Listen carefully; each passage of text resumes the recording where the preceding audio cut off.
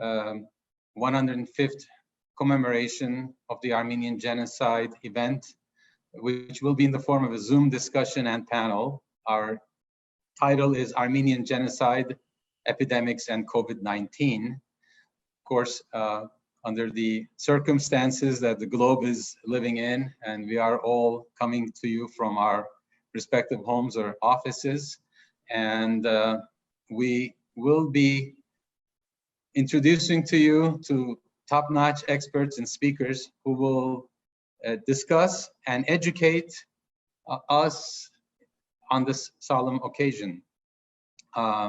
We will start with Hachi Moradian, who will talk about the genocide and the epidemics in the context as they interrelate to each other. He will be followed by Dr. Garbis Harboyan, who will lecture about the specific area within the context of the genocide and the epidemics that involve medical experimentations on victims, especially children, during the genocide. And then Professor Dr. Yektan Türkyılmaz will talk as we get closer to the present day pandemic that we are living during this pandemic and looking backwards to 105 years to the Armenian genocide and provide his reflections. We will then conclude the first part of the speakers with Professor Dr. Kim Hekimian of Columbia University, a public health expert who is in the battlefield, both dealing and interacting, advising, counseling the health ministry in the Republic of Armenia, along with the Office of the High Commissioner of the Diaspora, and actually on the field, in New York City, in the heart of the battle against the coronavirus and globally. I will also introduce to you two co-moderators who will be helping me through this process. And we will then go into the second segment of our program, which will involve a discussion among the panelists, a panel that will also be able to take some questions online from you, and we will be providing those questions to our speakers for their answers. That's in essence our Q&A session. I wanted to just say a few words and before I call on my moderators myself. So as I thought about this, we're sitting here in the middle of a pandemic that at least those who are alive today in our lifetimes and our generations has not seen. And dealing with this change of our lives, it's a drastic change of our lives. But at the same time, when we look back to 105 years ago, there were people, our people, Armenian people living in their towns and villages across Western Armenia and beyond, who had to leave suddenly. Their lives drastically changed. Most of them were killed, and those who survived had to battle disease, famine, torture, and probably a million times worse than what we have to deal with today. So with that in our minds, I start this panel video conference, webinar, whatever we call it. I hope that you will find it educational and informative, and I thank you for your participation. Our first moderator is Dr. Viken Sepiryan, who is a reproductive medicine specialist and the founder and director of Armenian Fertility Specialist Medical Group. He is a double board certified in reproductive endocrinology and infertility, as well as obstetrics and gynecology.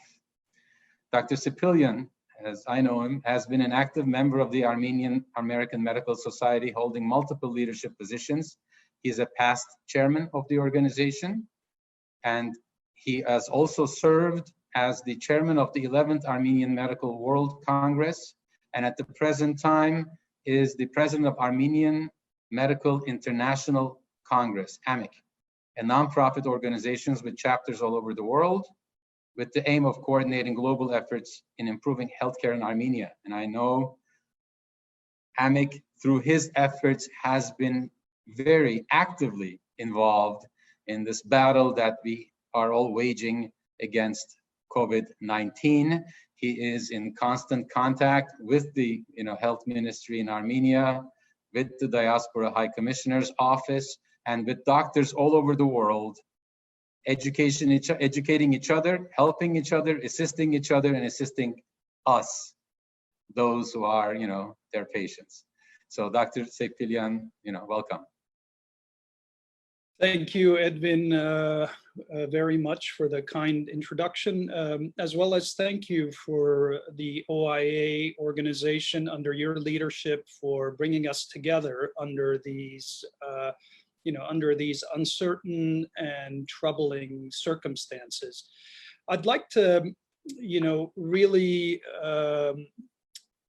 use one word to describe what we have been going through, and perhaps it's a word that also embodies the history of our people, and that word is resilience. So during these troubling times, I have truly been impressed by the resilience that the community, various Armenian organizations, the government of Armenia, the Ministry of Health, the Office of Diaspora Affairs, the High Commission of Diaspora Affairs has displayed such level of resilience in these times of turmoil, and which perhaps maybe is something that's genetic, that's left from us for centuries, if not millennia.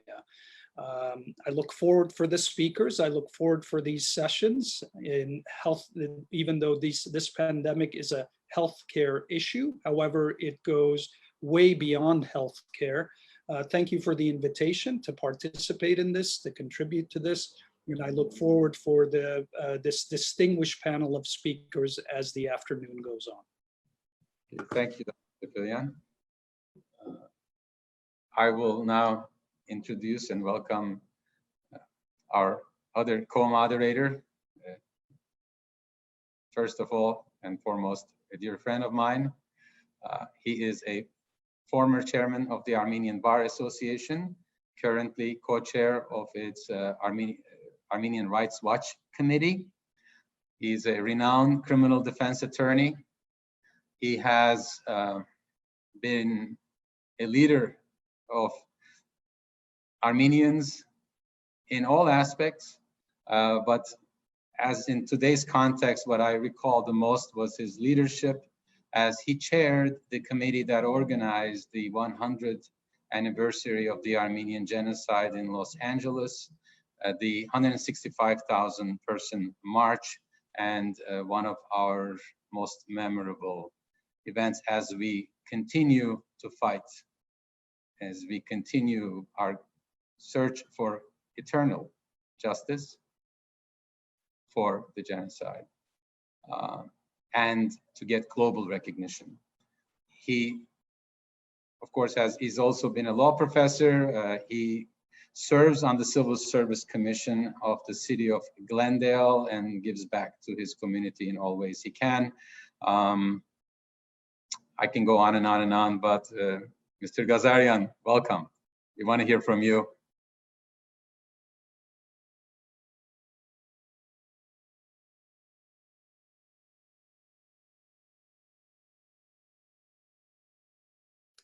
Garo, if you can unmute your microphone, please. You're still on mute.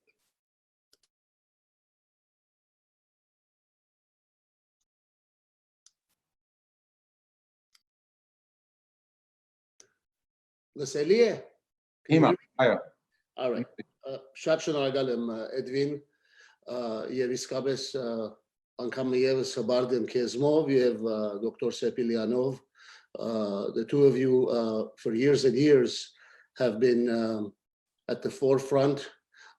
You, Edwin, from your days as vice chair and then chair of the Armenian Bar Association, and our respective collaborations with Dr. Sepilyan through the years while he activated and brought the prominence that it deserves to the Armenian American Medical Society and our respective efforts, joint, separate, apart, but always for the same objective, to serve our community, our worldwide Armenian community.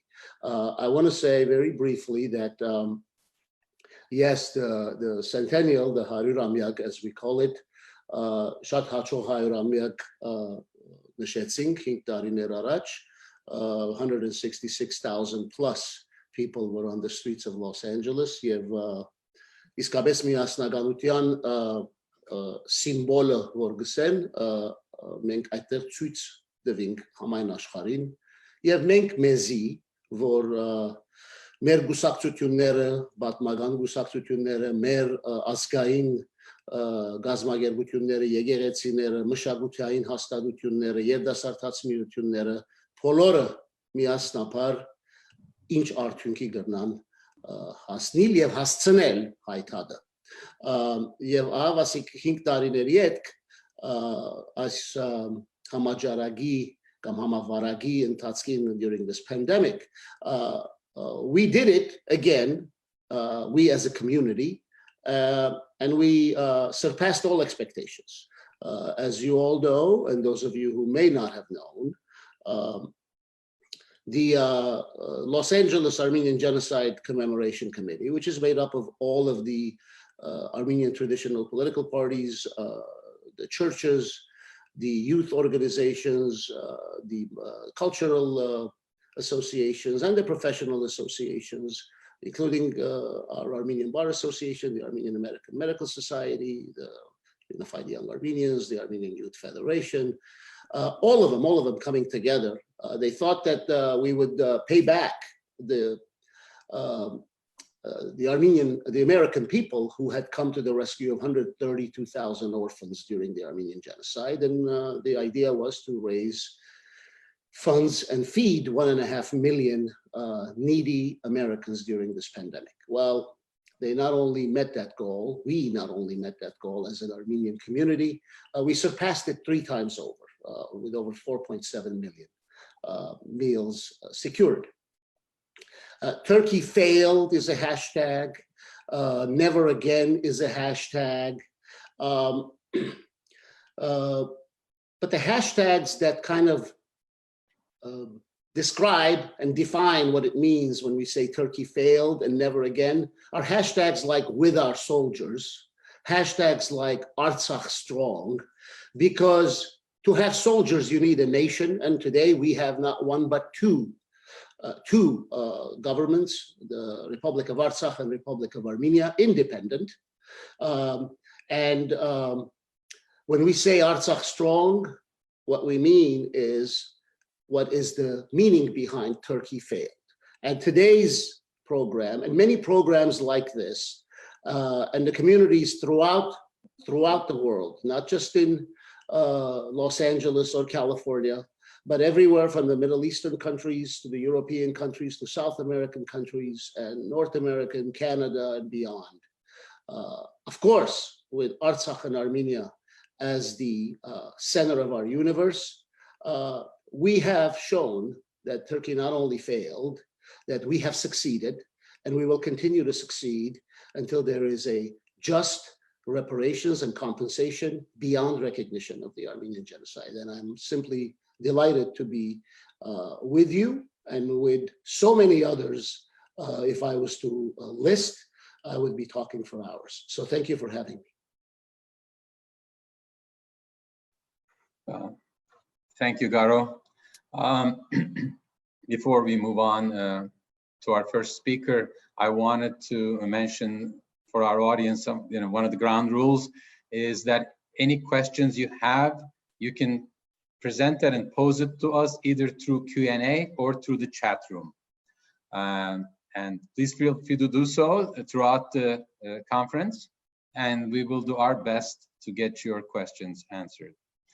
Also, all speakers or all lectures will be in English except for Dr. Harboyan's, and Dr. Harboyan will present his lecture in Armenian. But of course, again, at the Q&A, Any questions in English can be answered by him as well in English language, or any language that you prefer. We'll do our best to respond to Armenian questions as well. As we move on, I want to, introduce with pride our first speaker, Professor Dr. Hachig Muradian. He is a lecturer currently with Columbia University in Middle Eastern, South Asian, and African Studies Department. He has written and spoken extensively about the genocide. He's authored many articles on the genocide, mass violence, and unarmed resistance. And he's published everywhere that we've seen him. Specifically, is also the editor of the peer-reviewed journal, the Armenian Review, if I'm correct. And he has many, many, many accomplishments, but one of them that we, at least at OIA, are very proud of is that he is the first recipient of OIA's Hrant Dink Justice and Freedom Award that we presented to him. We had the honor to present to him in 2014. Dr. Muradian, it's a pleasure to have you, and the forum is yours. Thank you, Edwin, for that introduction, and thank you for the opportunity to shave and put on a suit jacket. This is indeed, in these extraordinary times, I was asked to allocate the 10 minutes that I have on this panel to speak about the connection between epidemics and the Armenian genocide. And typically when we talk about the Armenian genocide, we mention how in the process of deportations, the hundreds of thousands of Armenians were exposed to massacres, disease, exposed to the elements, starvation. But it's very rare that we focus on a particular case, a particular disease, and the toll it had over the population that was being deported. So what I will do here, as I look at one particular aspect of Ottoman Turkey's dispossession and destruction of the Armenian population, I will be looking at the city of Aleppo specifically, and I will be looking at one specific disease, the typhus epidemic, and the toll it had on the Armenian deportees arriving in what is today Syria. I will do this in order for us to have some better appreciation and understanding of the dynamic on the ground and how disease and epidemics played a role in the destruction of the Armenian population and how it was weaponized by the Turkish authorities. I do this cognizant of the fact that, again, by focusing on one city and on one disease, clearly the bigger picture is not fully being obvious. At the same time, there are benefits to this kind of zooming in, because it will allow us to understand and appreciate better, right, the immediate environment and of one particular epidemic and its impact. So let me set the stage very quickly. The deportations of Armenians starting in April, the arrest of intellectuals, which marks April 24th, and mark the beginning of the Armenian genocide. The first deportees start arriving in Syria beginning in early May 1915. And as soon as these first deportation convoys arrive, particularly from Cilicia, Zeytun and its environs, several other cities in the region, there is an organized effort by the Aleppo Armenian community. There was a small Armenian community in the city of Aleppo of around 10,000 people, small but organized. The different Armenian churches, the different Armenian community organizations come together and establish several committees in order to take care of these deportees. In these earlier stages, as the Ottoman Turkish authorities are coordinating the deportation and massacre of the Armenian population across the empire, What's happening in Syria, where the deportees are supposed to arrive, if or should they survive the deportations and mass death marches, is not at the focal point of their attention. So you have thousands upon thousands of deportees who, beginning in May and increasingly in June, July, and August, start arriving in the region. Now, most of the convoys that arrived, particularly over the summer of 1915, are convoys that are decimated. Most of the men are dead, are killed. Most of the women and children who are arriving are in destitute and terrible conditions. And according to at least one consul, the American consul in Aleppo, the disease first emerges, typhus first emerges in the city in this period with the arrival of some 5,000, in his words, terribly emaciated, dirty, ragged, and sick women and children, the only survivors of the thrifty and well-to-do Armenian population of the province of Sivas, end of quote.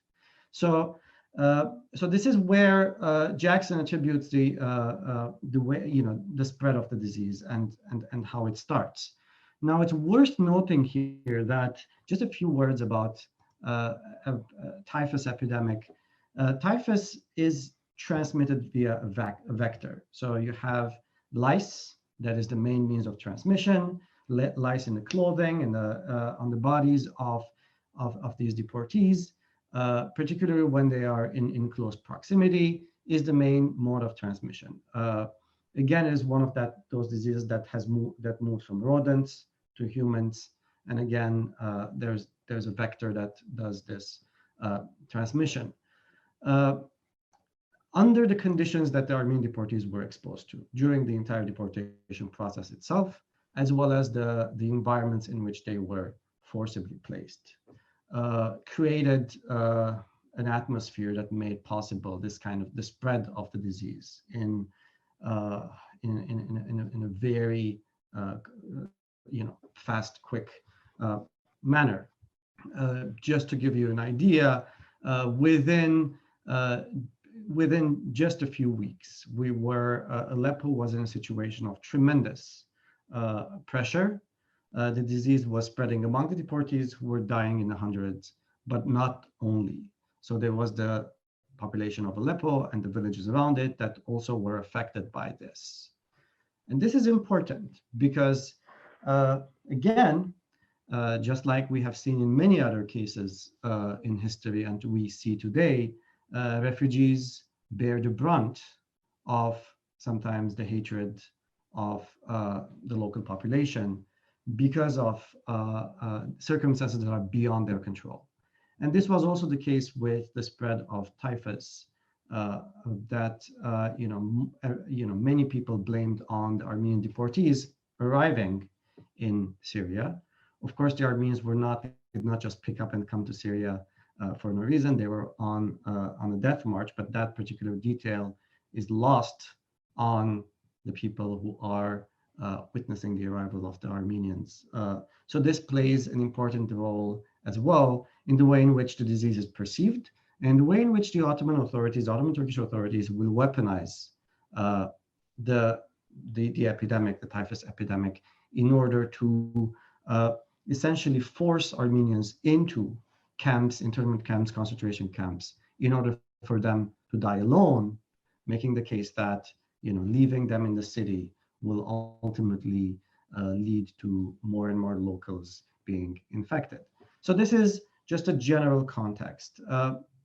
It's important to note that Armenians were not just in this kind of passive situation, in a sense that not doing anything to fight the disease and the genocidal policies themselves. It is important to note that in this environment where Armenians, including deportees and the Armenian population in Aleppo, are struggling against the spread of this disease, there are several Armenian doctors who play a tremendous and important role.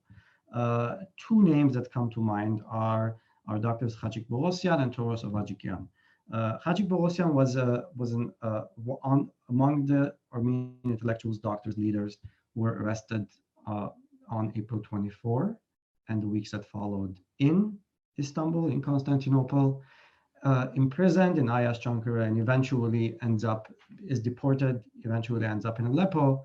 So you can see how within months, now he is playing a crucial role in assisting deportees and helping deportees who are suffering from this epidemic. Toros Ovadjikian is another name. There are several others who are part of this effort to assist the deportees as much as possible. At the same time, in September and October 1915, the authorities, the Ottoman Turkish authorities in the empire, particularly Cemal Pasha, who is responsible for the region that we are exploring right now, takes a number of stringent measures because he's alerted by the Germans particularly that the spread of typhus, the spread of the epidemic in the region is endangering military supply lines. So suddenly this becomes an issue of military importance. And getting rid of the Armenians from Syria, from Aleppo in particular, from this urban area, and from many of these roads where deportation convoys were arriving, becomes a military necessity. And there's an interesting irony here. The fact that originally the Ottoman authorities used military necessity as an excuse to deport and annihilate the Armenian population. And now whoever has survived of these first round of massacres and has arrived in Aleppo is being, once again, these people are being accused, these people are being perceived as a threat by the mere fact that the disease is spreading among them, and it's a military necessity to push them out. So there's a number of orders that are issued in this period, September, October 1915, whereby the Armenians are supposed to be forced out of Aleppo into concentration camps outside of the city. The plan being that Armenians are supposed to die alone, right? This kind of the spread of the disease should be prevented, and particularly the dangers it poses to the military supply lines should be controlled. So this leads to police officers, the police, gendarmes, and others, essentially combing the city and dragging people from their hiding places, from their homes, from the courtyards of churches, in the hundreds, in the thousands, and essentially deporting them to two sites, two detention centers called Sebil and Karlak, right outside the city, and then from there to El-Bab, a nearby town, and then ultimately towards in the direction of Deir Zor. The deportation of Armenians towards Deir Zor and ultimately their massacre there in the summer of 1916, was already a process that was underway.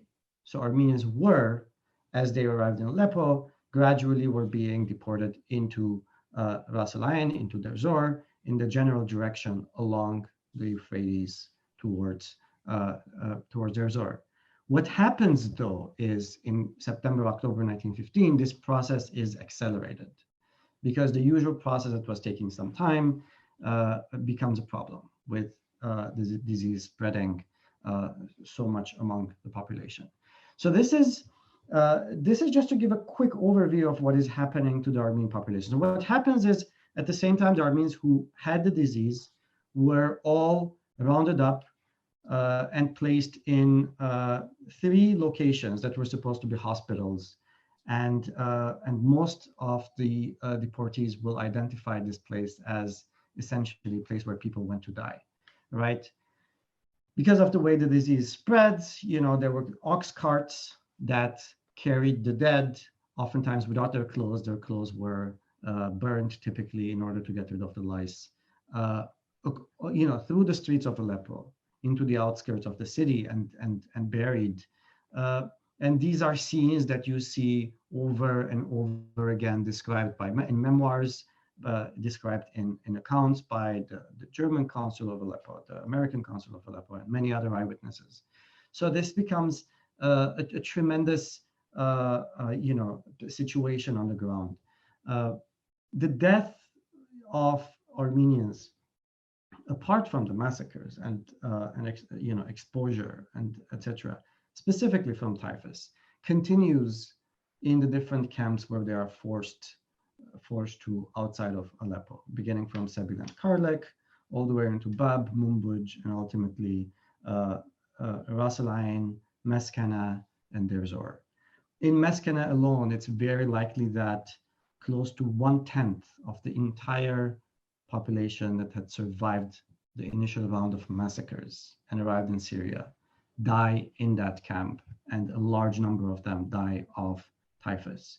So suddenly these camps where Armenians are forced into become repositories of death, and in a way the disease is weaponized by the authorities in order to focus and target the Armenian population and decimate it further.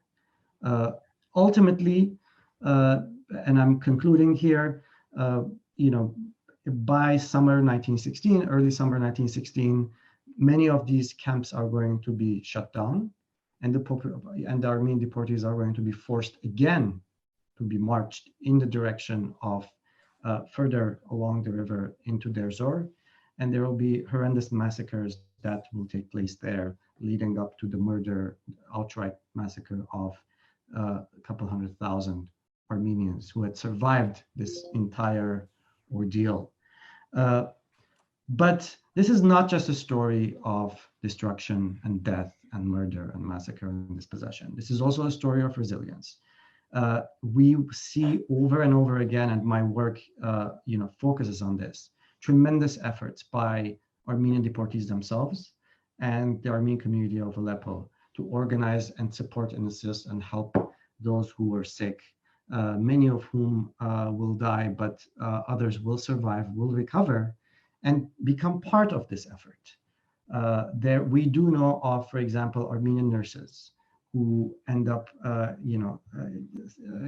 getting the disease, recovering from it, securing some kind of immunity, and ultimately continuing the struggle to help Armenian deportees in this process.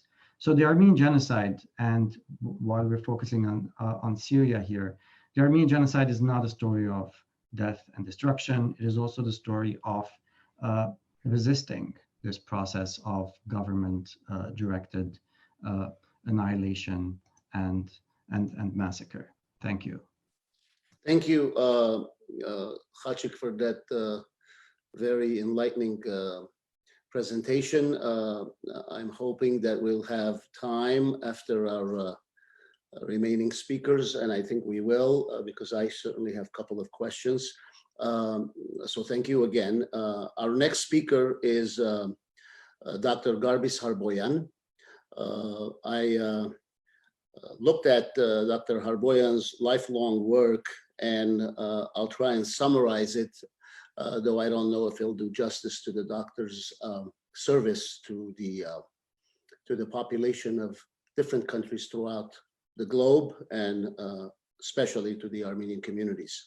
Ուրեմն բժիշկ Գարբիս Հարբոյանը իր բժշկական ուսումը ավարտած է Բեյրութի ամերիկյան համալսարանի մեջ 1965 թվականին։ Հաջախած է Բեյրութի ամերիկյան հիվանդանոցի քիթ գոգորտ խրճափող ագանջ մասնակիտական բաժանմունքը 1965-69 թվականներուն։ Արիքնահադանք հրավիրված է մաս կազմելու նույն բաժանմունքին իբրև դասախոս ուսուցիչ մինչև 1975 թվականը։ Բժիշկ Հարբոյան ավելի քան 35 տարի աշխատած է իբրև մասնակետ եւ վիրապույժ Բեյրութի զանազան հիվանդանոցներում մեջ։ Եղջերիգի ընթոձին դարածման եւ լսողական խլության միադեղ քոյությունը, congenital corneal dystrophy with progressive sensory neural deafness, երեք անցերու մոտ առաջին անգամ լալով համաշխարհային բժշկական քրագանության մեջ հիշադակված է դոկտոր Հարբոյանի կողմէ 1971 թվականին հետակային աս երկու հիվանդակին երևույթներու միատեղ գոյությունը իբրև նոր համախտանիշ համաշխարհային բժշկական քրագանության մեջ անվանված է Հարբոյան սինդրոմ ունի բժշկական բազմաթիվ ուսումնասիրական հոդվածներ միջազգային բժշկական քրագանության մեջ իսկ իր բժշկական եւ առողջապահական հայերեն հոդվածները դարիների վեր լույս կտեսնեն սպիրկի հայկական զանազան օրաթերթերու եւ բարբերաթերթերու մեջ հայերեն աշխատասիրություններուն մեկ մասը լույս տեսած է առանցին հադորներով բժշկին խոսքը վերնակրով ուրեմն 2000-ին եւ բժշկին երկրորդ խոսքը 2011 երրորդ խոսքը 2015 եւ բժշկին 4-րդ խոսքը 2015-ին եւ վերջապես բժշկին 5-րդ խոսքը 2020 թվականին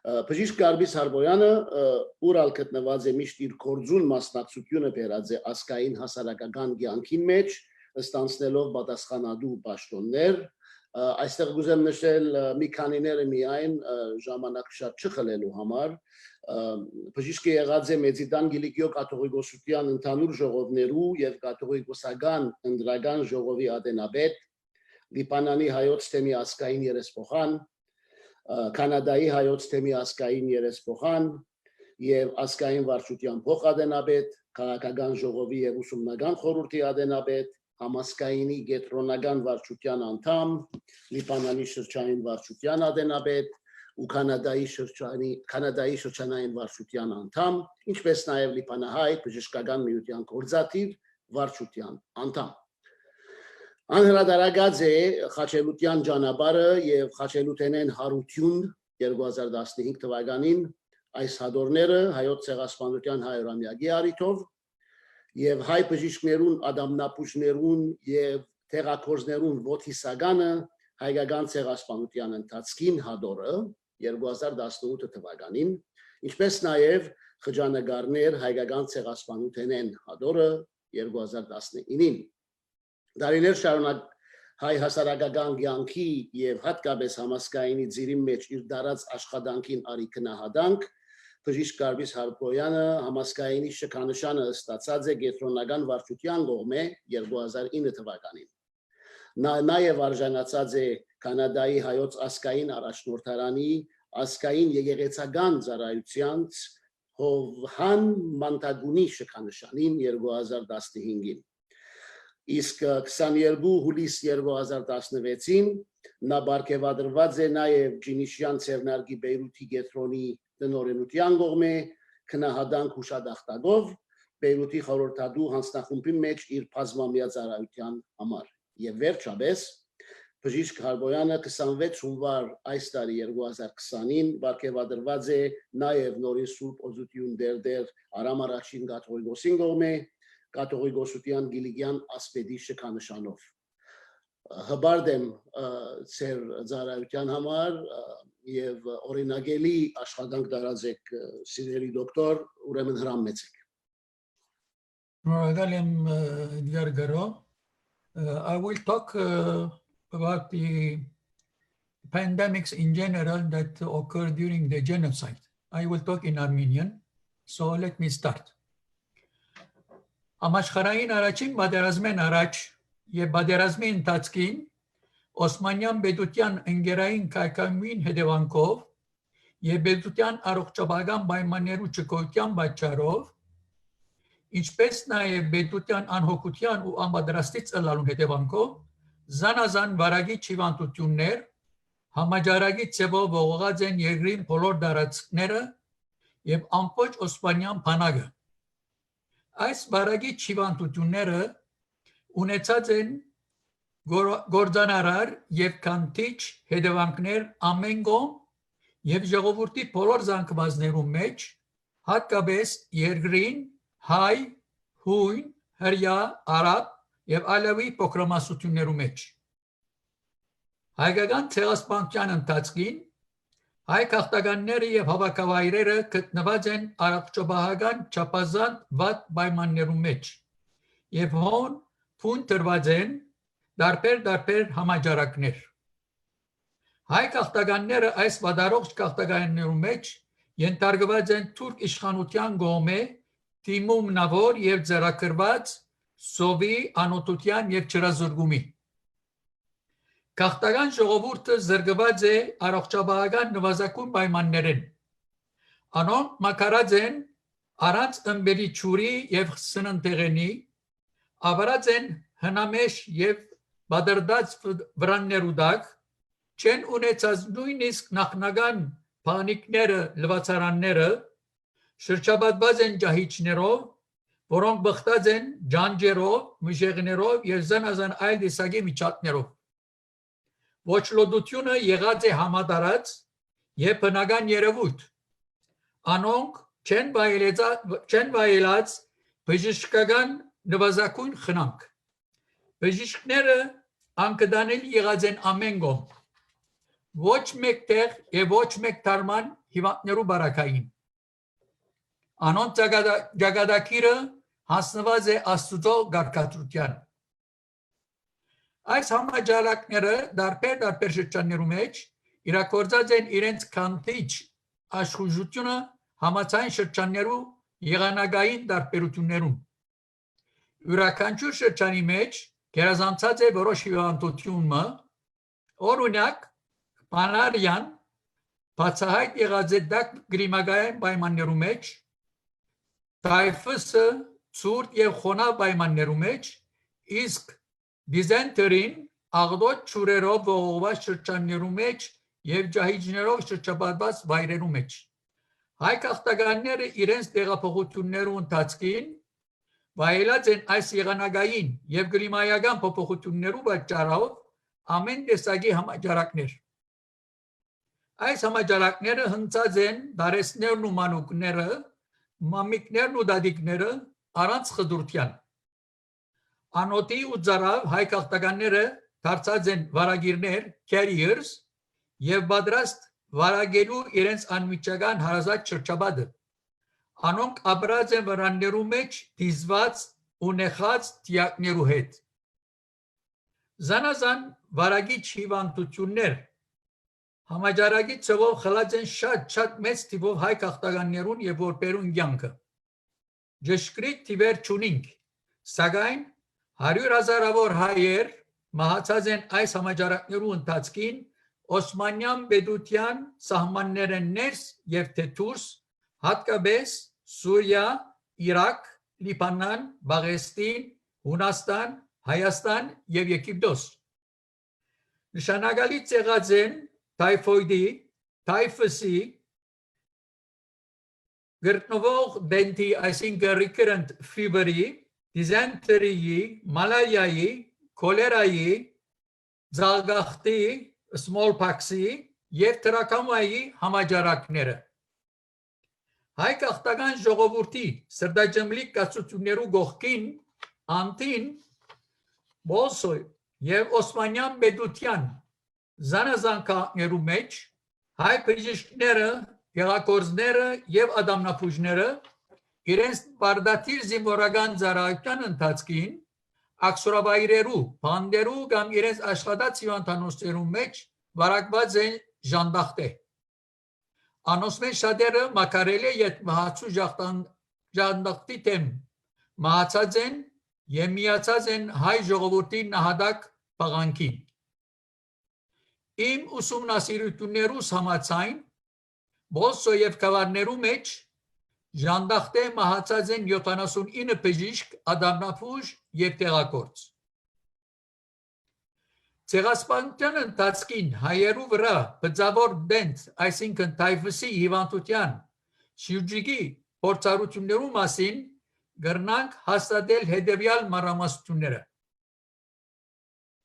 Թուրք բժիշկներն խմբակը մորնալով բժշկության Հիպոկրատի ուխտը տայֆուս հիվանդության շրջուկի առաջին օրինակները փորձարկած են հայերու վրա։ Առանց գիտական հիմնադրումի անոնք կատարած են բժշկական փորձարկություններ հայ հիվանդներու վրա։ Անոնք արած են ժանդախտե, այսինքն տայֆոիդը դարաբող հիվանդներուն արյունը եւ ներարգած են հայ հիվանդներուն, որոնք հետագային մահացած են։ Tayfasi tem badbastanüt գտնելու նպատակով թուր բժիշկները հիվանդանոցներու մեջ փորձեր կատարած են հայ զինվորներու վրա, որոնց մեջ շատերը նույնպես մահացած են։ Անոնք հայերը կործածած են որպես փորձարական կենտանիներ եւ հայ հիվանդներուն ներարգած են թայֆսով վարակված արյուն։ Ուրիշներ մահապեր պատվաստի ներարգման հրաման տված են իրենց գործգից օսմանցի բժիշկներուն։ Այս ոճրակորձ թուրք բժիշկներեն եղած են Բահաեդդին Շաքիր, ան դիվ հիվանդության շիջուգի առաջին օրինակները փորձարկած է հայերու վրա։ Երկրորդ Տոֆի Սելիմ իր հրամանով բծավոր դիվի, այսինքն թայֆսի թեմ պատվաստանույթ գտնելու նպատակով Երզնգայի կենտրոնական հիվանդանոցի մեջ փորձեր կատարված են հայ զինվորներու վրա, որոնց մեջ շատերը մահացած են, ան նաև մահապեր պատվաստի ներարկման հրաման տվողներեն մեկը եղած է։ Երրորդ Սուլեյման Նዕման, ան մասնակցած է հայերու վրա թայֆս հիվանդության շիջուգի փորձառություններուն։ Չորրորդ Համդի Սուադ, բծավոր դենտի թայֆսի փորձառություններու հեղինակն է։ Ան հայերը կործածած է իբրե փորձարական կենտանիներ։ Ան հայ հիվանդներուն ներարգած է թայֆսով վարակված արյուն։ Ան հայ հիվանդներուն ներարգած է այսպիսի արյուն շատ կենտրոններու մեջ։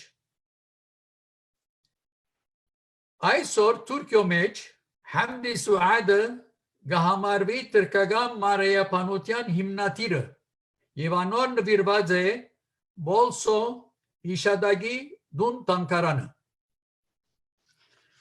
Թրկական զինվորական դատավարության ընթացքին թուրք բժիշկներ դոկտոր Հայդար Քեմալ եւ դոկտոր Սալահեդդին իրենց վկայությունները տված են ասելով, որ իրենք անձնապես ագանադես եղած են այս անմարդկային եւ բժշկականորեն անընդունելի արարքներուն։ Դոկտոր Հայդար Քեմալ 23 դեկտեմբեր 1918-ին բաց նամակ գրած է Թուրքիո ներքին նախարարության ասելով հետևյալը. հայոց վրա քիդական վայրակություններ կատարված են Երզնգայի մեջ 1915-ի դեկտեմբերին։ Այդ թվականին Երզնգայի երրորդ բանակի բժշկապետ Տոֆի Սելիմի հրամանով բծավոր դիֆե թայֆսե վարակված հիվանդներեն առնված արյունը առանց անկործանելու, այսինքն inactivate ընել է առաջ կներարկվեր անմեղ հայերու եւ գխապային զանոնք, որպես ներարկվածը թարմանող թեղմն է։ Բայց եւ այնպես անոնք կմահանային այս փորձարկություններեն։ Այս փորձարկությունները բժշկականորեն պետք էր կատարվեին միայն փորձարական կենտանիներու վրա։ Այս փորձարկությունները կատարողը դոկտոր Համիդ Սուադ թրկական զինվորական բժշկական թերթին մեջ գրած էր, թե ինք այս փորձարկությունները գներ սպանվելու դատապարտվածների վրա, այսինքն այն հիվանդները, որոնք դատապարտված էին սպանվելու։ Սակայն ըսեան ես կվկայեմ, որ փորձարկվողներու միակ հանցանքը հայ ըլլալնին էր։ Այս փորձարկություններու մոդեն դերյակ են այդ օրերու Երզնգայի կենտրոնական հիվանդանոցի բժշկապետ դոկտոր Ռֆաթ Բեյ, ինչպես նաև Երզնգայի Գարմիր Մահեգի բժշկապետ դոկտոր Սալահեդդին։ Շնորհակալություն։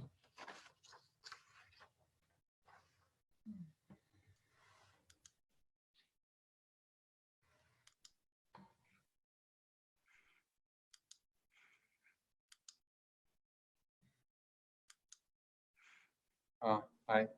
Okay. Շատ շնորհակալ ենք դոկտոր Հարբոյան։ Հիմա Գարոին պիտի կանչի, but Garo Kazarian?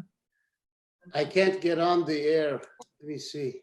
Oh, Start we video. can. Can you tell we can too? Can't start because the host has stopped So it. հարցումները ադեն Dr. Հարբոյանի հետ follow գրնանքնել and Here we go. ով է որ հարցում ունի գրնա chat room-են or Facebook-են մեզի հարցումները հրգել եւ մենք կա դոկտորին պիտի հարցնենք։ Շատ շնորհակալ ենք նորեն դոկտոր։ Garo ima քեզի պիտի կանչեմ ինտերլյուդի համար։ Շատ մերսի։ Շնորհակալ եմ դոկտոր Հարբոյան, ես հարցումներ կգրեի արագ երբ կխոսեիք, հարցում պատասխանի ժամանակ կփորձեմ արիթ ունենալ 1-2 հարց տալուց էր ներկայացման առնչությամբ։ Իսկ այս պահուն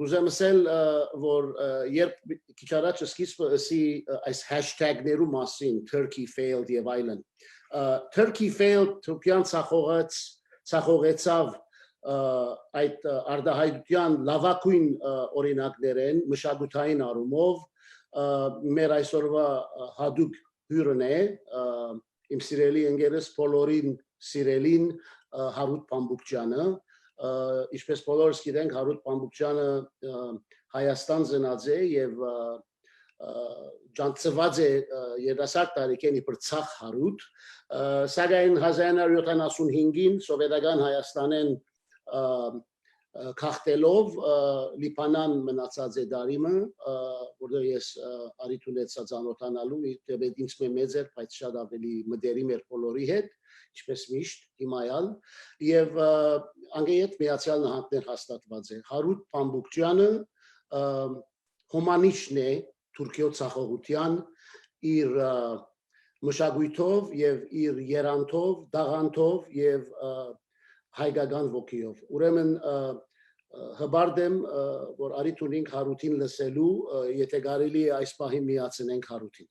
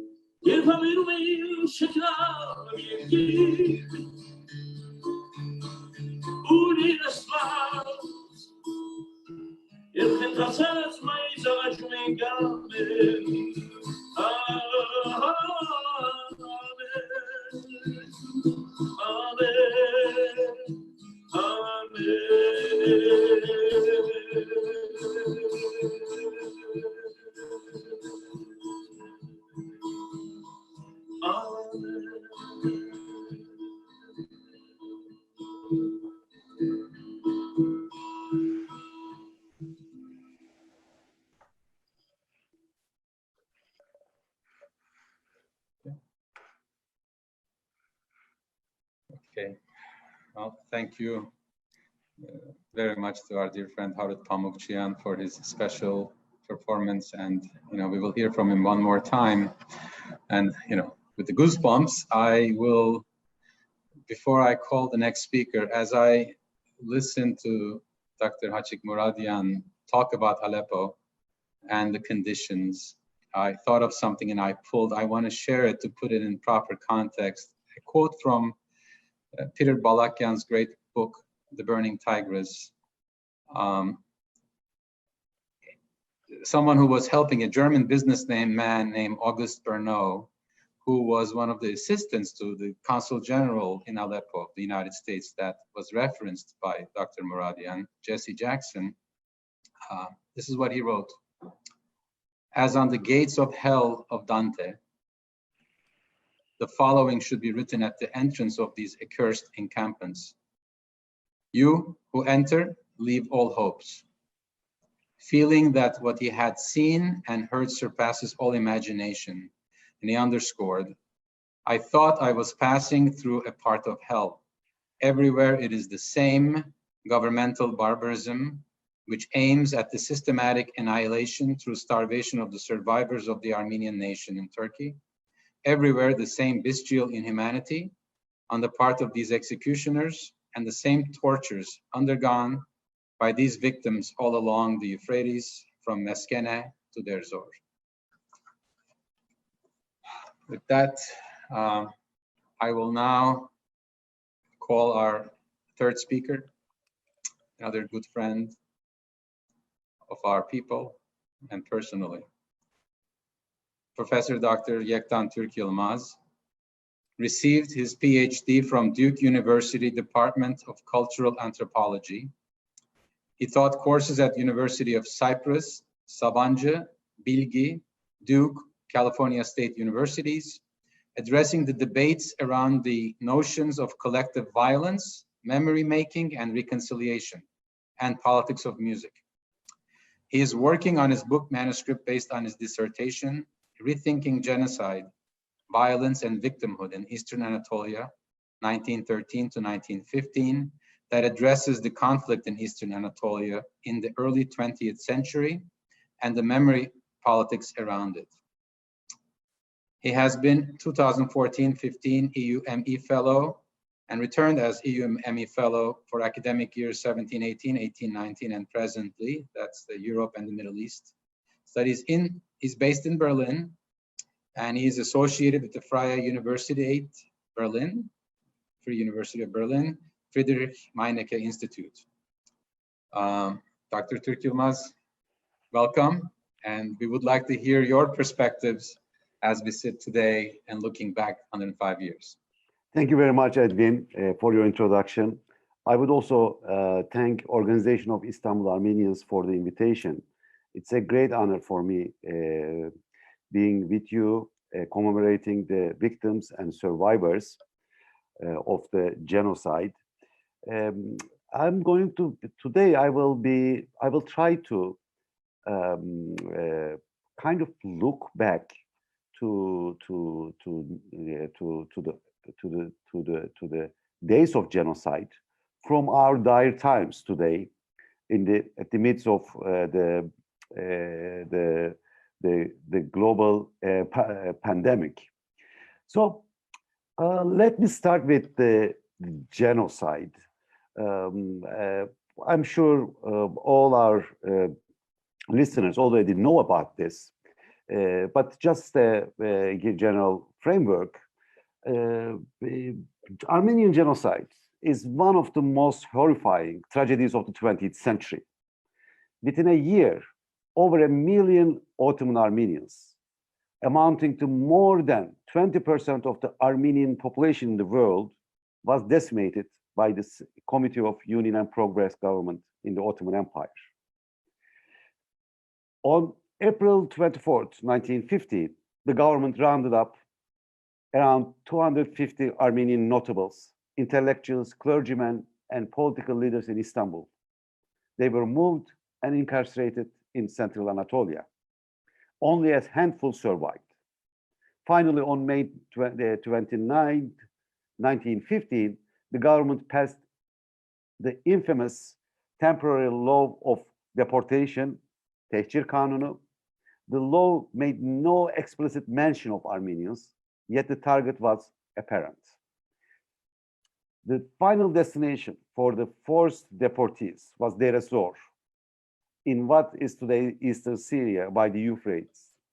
Only Armenians from Istanbul, Izmir, and the areas of Russian occupation and a few other regions escaped the forced removals. Deportations were often accompanied by lootings, the killings of able-bodied adult men, and the abduction of children and young women. The massacres also included systematic extermination of almost all Armenian conscripts in the Ottoman army, who had already been disarmed, by the way. Many refugees perished on the way due to harsh weather, continuous attacks and starvations. Those who reached Deir ez-Zor or other locations in today's Syria had to deal with famine and contagious diseases, which took a further toll on the already traumatized survivors. The issues that Professor Khachik Muradian and Dr. Garbis Harboyan already addressed before me.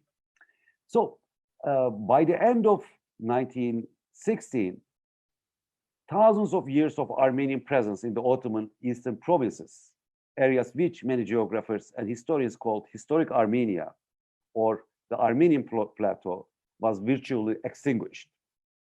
So what I've told you so far kind of explains or gives you a story of the Armenian genocide as a moment. Actually, catastrophes like genocides are not events. They are not moments. They are processes. They keep haunting both the victims and perpetrators alike. So my purpose today is around 4 or 5 points to see in what ways the specter of Armenian genocide lives with us even today. You know, first of all, under conditions, if a crime like genocide is not followed by justice or it's not followed by empowerment of the victims, we know, looking at many cases, is that what comes next is continued victimization of the victims. So Dr. Khachik Muradian gave the example of Aleppo, so the deportees and survivors in Aleppo. I would like to give you the example, again, from a similar area. Armenians who used to live before the massacres, who used to live in the southern borders of today's Turkey, who later fled to Sancak de Alexandretta, hoping to create new lives and hoping to avoid further persecution. And these Armenians, amounting to almost 10,000, had to flee in 1939 when the area was annexed by Turkey. So, and many of them fled either to Cyprus or to Lebanon. But victimization would follow those groups in the places where they went, hoping to put an end to the ongoing victimization. I would like to remind once again that, like, many of these people were already survivors, or some of them were actually deportees, and many of, like, those who fled to Cyprus had to once again go through that ordeal in 1974 when the Turkish army invaded Cyprus. And likewise, those others who went to Lebanon had to go through the had to survive another calamity during the civil war. So, but more importantly, I think we also visit to see the effects of denial. So, as of 1965, Turkish government started an aggressive and systematic policy of denial. What denial did is it did incise the wounds of the victims, survivors, or the descendants of survivors. So, so it's kind of blocked any possibility of healing for the survivors and descendants of victims of the Armenian genocide. And unfortunately, aggressive denial, which still continues today, keeps the wounds of Armenians open. So my first point is Armenian genocide continue to live with the its violent implications continue to live with the survivors and the descendants of survivors. So Armenian genocide was a process, and implications of which still looms on the victim groups. My second point is that the Armenian genocides are not only about destruction, they're also foundational and the moments of creation. You know, identities are formed out of violence. Statehoods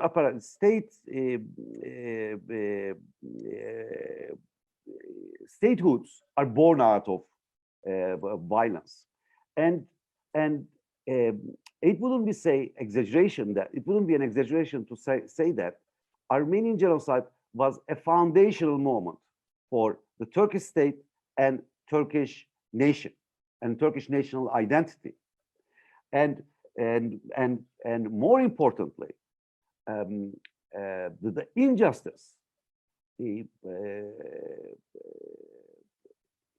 of genocide continue to shape Turkish politics. Armenians were not the first to demand equal citizenship rights in Turkey or in the Ottoman Empire in those areas, and they are not the first to be punished, so to speak, for the crime of demanding equal citizenship rights. But even after the destruction of Armenian population, of the Ottoman Armenian population, similar demands by other groups continued.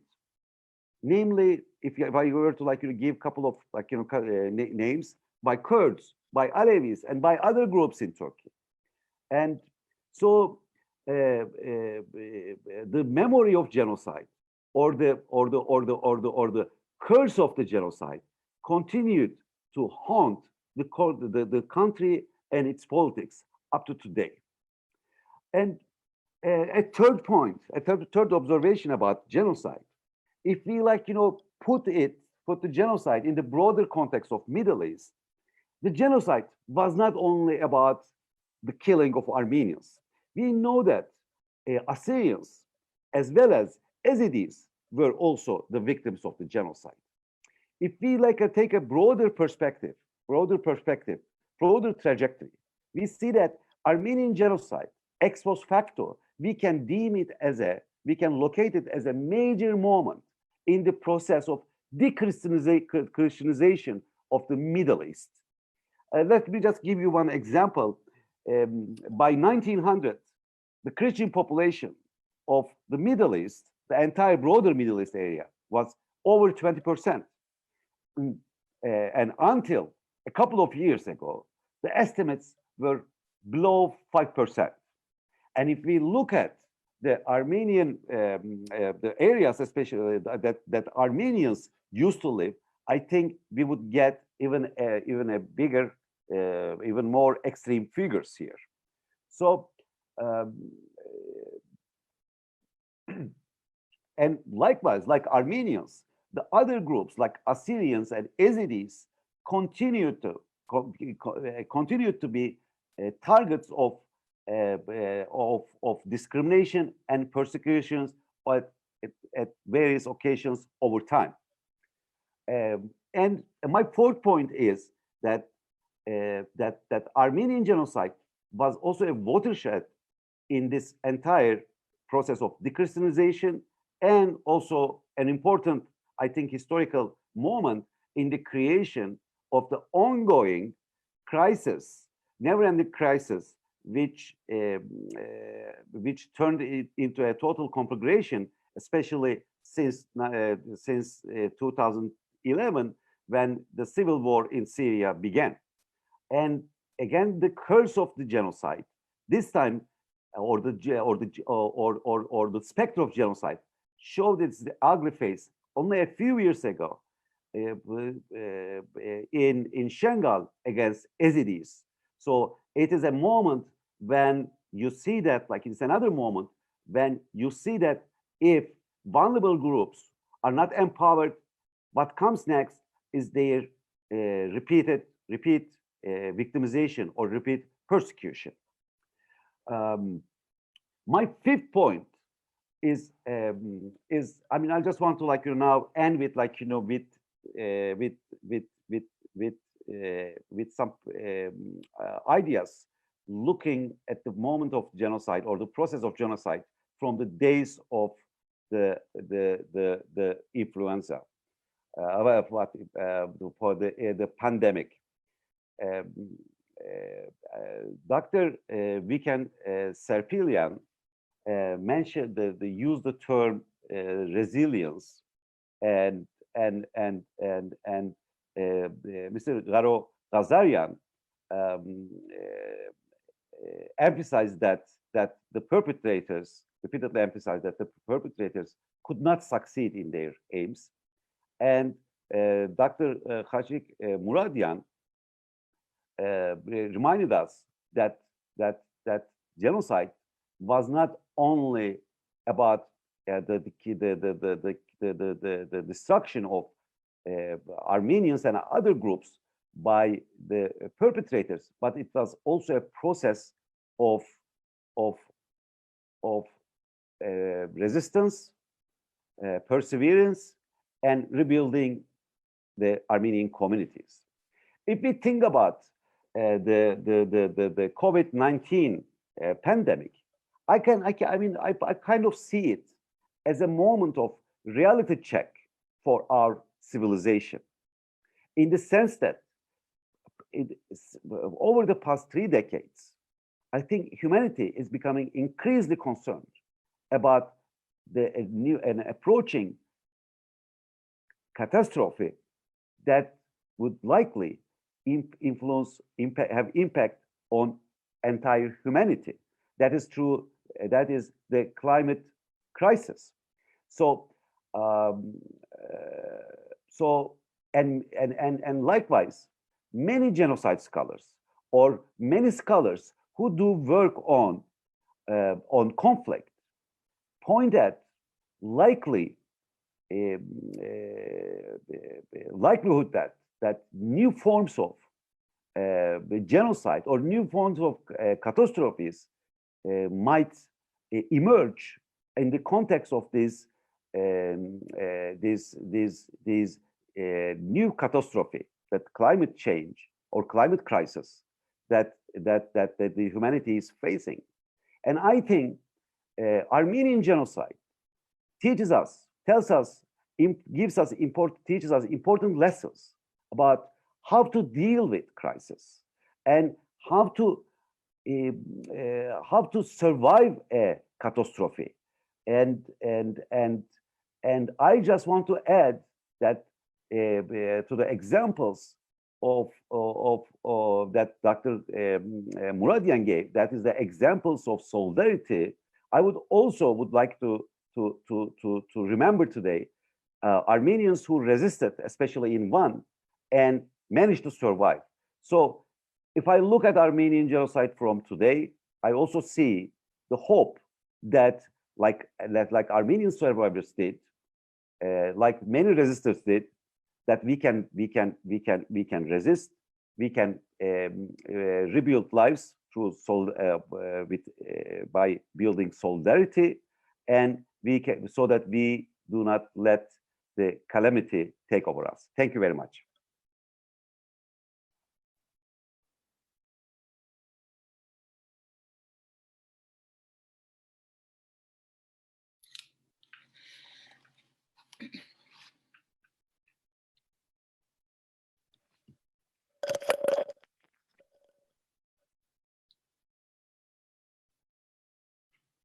Okay, thank you very much, Dr. Türk Yılmaz. And I will now invite Dr. Sepilyan, and we will get back to you on the thing to introduce our next speaker.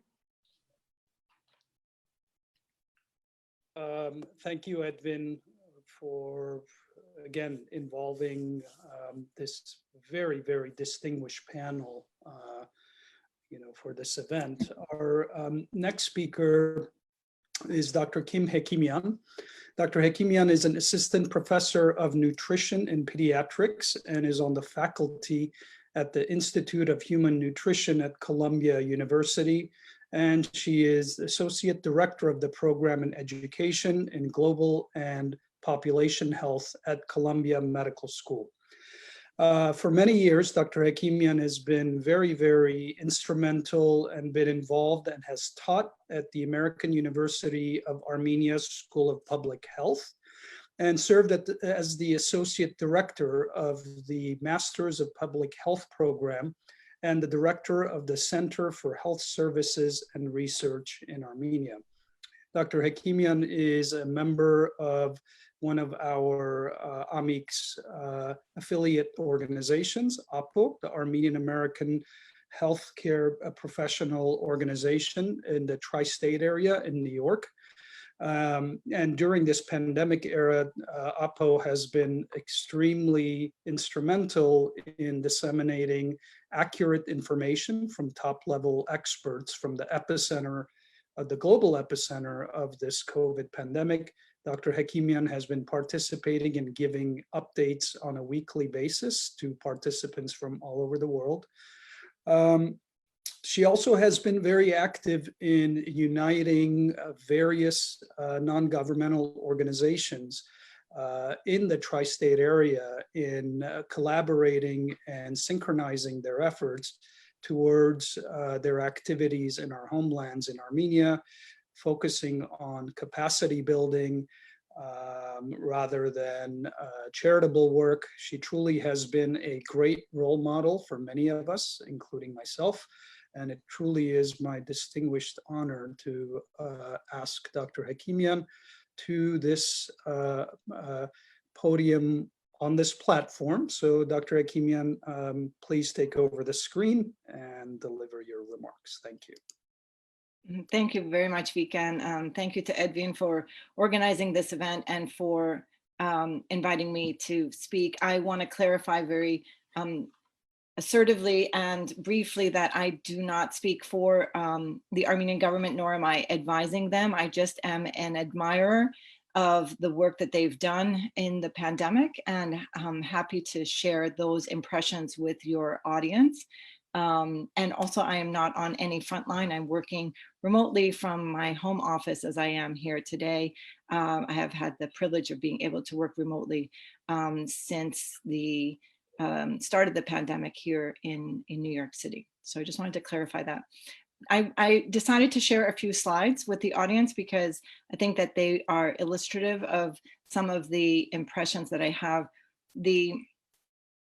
The theme of this talk today is, the sort of the relationship between the pandemic and the genocide, commemorating the genocide, and sort of the history of the First Republic and all of the challenges that the First Republic faced with everything going on geopolitically and also militarily, but this idea that there were infectious disease elements that ended up really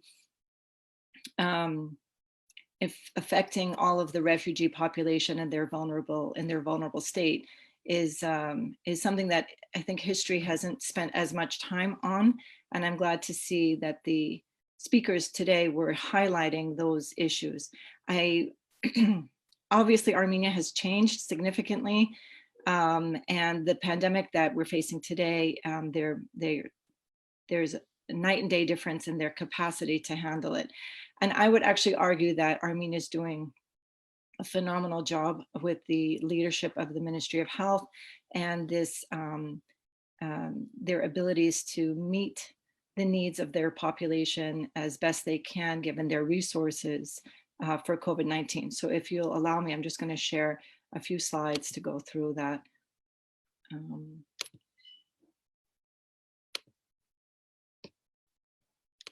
So the first slide I want to share with you is a slide that shows the new cases that are reported each day. And the first case was reported on March 1st. And this particular graph that I copied the link for, it goes through April 24th. But as of today, April 26th, there have been a total of 1,746 positive tests in Armenia. What distinguishes Armenia versus many other countries? I should say here that the number of Bujvats cases here is 803, which means that of this 1,746, about half of them have already gone through their course of disease and have recovered.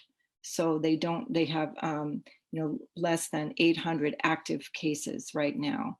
And this is important because they continue to show daily how many cases they have positive and how many are released and recovered. They've had 28 deaths, and most of those deaths have been in the older population.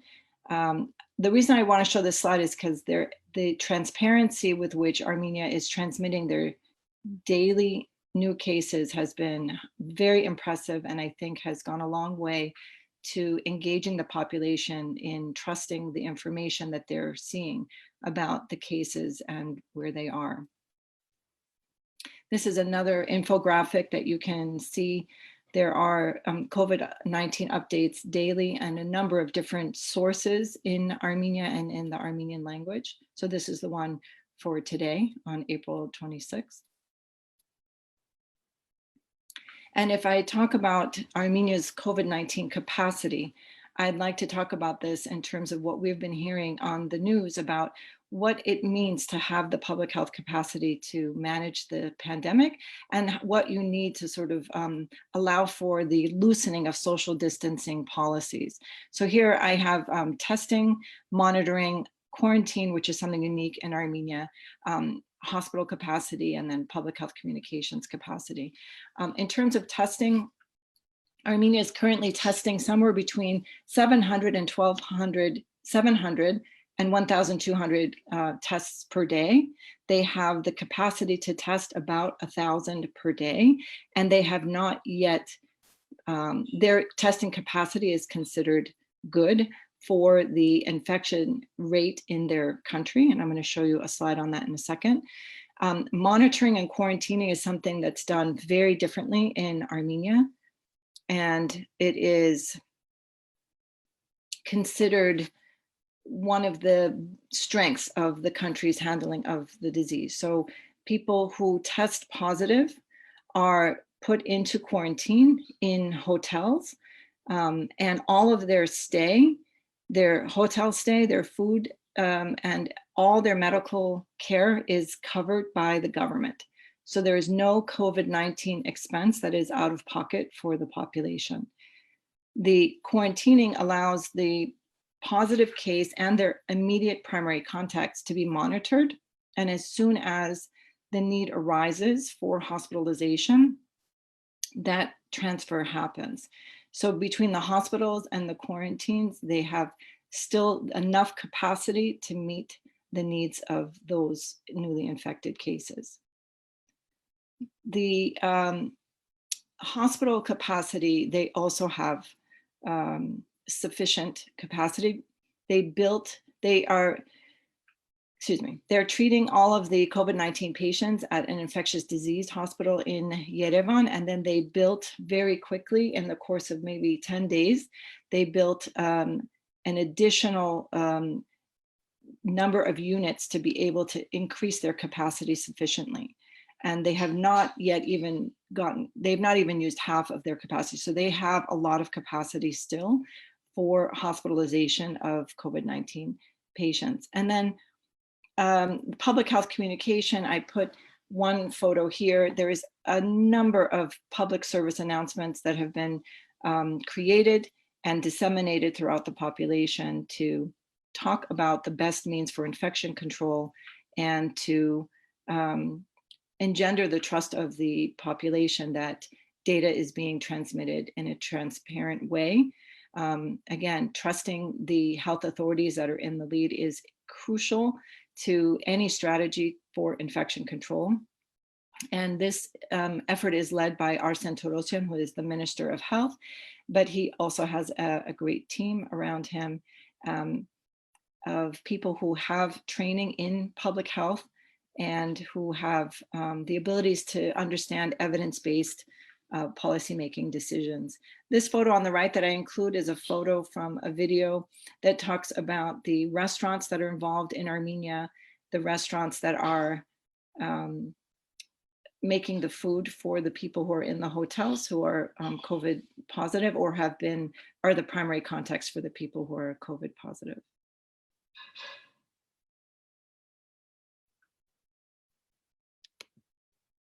This is another example, I think, of really good risk communications. It is posted by the Minister of Health.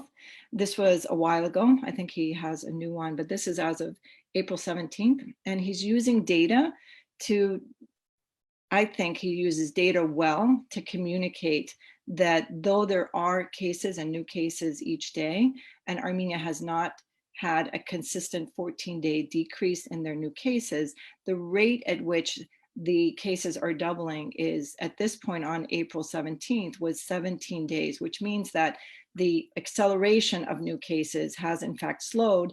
And he uses data to convince the population that the social distancing policies or the stay at place policies have in fact had a huge benefit in slowing down the infection rate.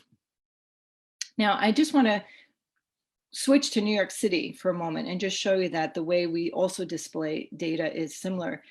These are New York City COVID-19 cases on a daily count, but the access for this graph is in the thousands. So whereas Armenia's highest number of new cases, it was one day, I think they had 91 cases, 92. This is a graph that shows that, you know, we have had new cases well above 6,000 in a given day in New York. So the situation in New York is so much more severe, and there's really a lot of good journalism writing about some of the reasons why that might be the case, but New York City is the epicenter of the United States, and the Armenian community in New York and New Jersey has felt its toll, not only in terms of being sick, but also in terms of the economic fallout and in terms of the community engagement needed to try to meet the needs of our own vulnerable people here in New York and New Jersey. So there has been, over the last few weeks, a lot of community-based activity to try to meet the needs of those people. So as of today in New York, we have 153,204 positive cases. This is just New York City, and an estimated number of deaths, 16,673. This is the death. This combines two numbers: deaths that are confirmed COVID positive, and then deaths that are probable related to COVID-19. I put this graph up. I had done a webinar last week and I put this graph up. This is all-cause mortality in New York City as of April 4th. And the reason I wanted to put this there is just because graphically it shows you on the vertical axis, you have like the number of deaths per month in New York City, typical deaths, where there was a spike in September of 2001 as a result of September 11 and what happened at the World Trade Center. But generally speaking, you see this pattern of deaths per month in New York City. And then on April 4th, by April 4th, you see this skyrocketing of deaths. And I put it there to show that this is not an overreaction or an over-reporting of cases. In our community here in New York and New Jersey, being in the eye of the storm, so to speak, has really affected the community overall. And it's the dramatic increase in cases in a very short period of time really did have the community as a whole here in New York transition to a lot of their community activities and community support. And I think this is one of my last slides. I'm showing you here that New York and New Jersey, this was as of April 6th, so these numbers have changed, but as of April 6th, these were the cases in New York and New Jersey where we have, you know, a very large Armenian diaspora community. I'm speaking to you from my home in New Jersey. And I just wanted to compare this to California because I know most of you are watching this in California, and just to compare the two graphs to show you the immense number of cases that we have here in New York and why our situation is different in terms of the way that we feel vulnerable to this disease. And so again, I just wanted to give you the same update about New York total cases, total hospitalizations, and total death. And you can see, I mean, that we've had 40,000 hospitalized with COVID-19, and the hospital capacity almost reached full capacity, but we were lucky that it did not. We have now a decreasing rate of hospitalization and a decreasing rate of new cases. So that is one of the indicators for loosening this social distancing policies. But if I were to talk about the kind of capacity for those areas I showed you in Armenia, our testing capacity is not sufficient to be able to monitor whether we're having a second surge in the way that we want to. Our hospital capacity is okay, but if we have another surge, we need to again reallocate our hospital services to make room, so to speak, for the COVID-19 patients. Our abilities to monitor and quarantine, we don't, of course, put new positive cases into a hotel. We don't, as a US government, pay for the COVID-19 related expenses for our population here. And we don't have the abilities to do the kind of contact tracing that Armenia is doing on a daily basis. So in many ways, and this is testament to the leadership of this issue in Armenia, in many ways, the key indicators for public health surveillance of the COVID-19 outcome is actually better in Armenia than it is here locally. So this is my last slide. I thank you for your time, and that I know it's gone on longer than originally planned, but I appreciate if any of you have questions, I'd be happy to try to answer them. But I say again that I'm not an expert at all. I don't speak for the Armenian government. I'm just an admirer of what they're doing. And I'm happy to discuss some of the activities that the local community has done here. I know that in LA, there is a lot of community activism to meet the needs of the vulnerable population there as well. So thank you.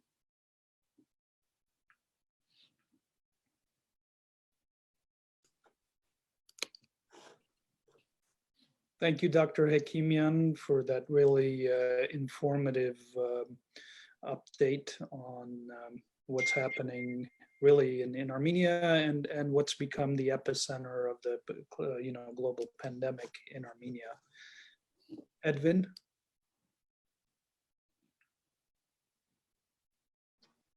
Well, thank you. I just came on. I believe, no, I defer to you and then to Garo for our break before we go to the panel discussion and the questions.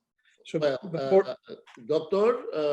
Sepilian, are we going to hear connect with Harut one more time? Yes, yes. So we will go ahead and share that. There you go.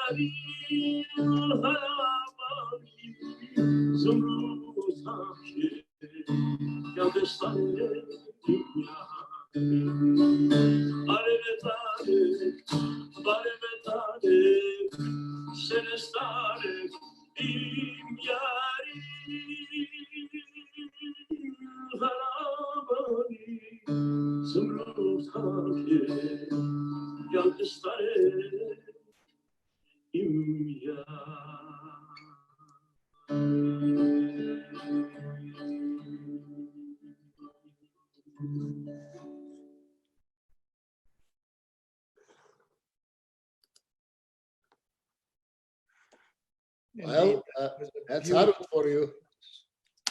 Thank you. Drag out you, Harut. God bless. So, Okay, Edwin, Viken. are you ready? Yeah, Viken, are we ready? Yeah, if we can ask all of our panelists to turn on their video, and we have some questions.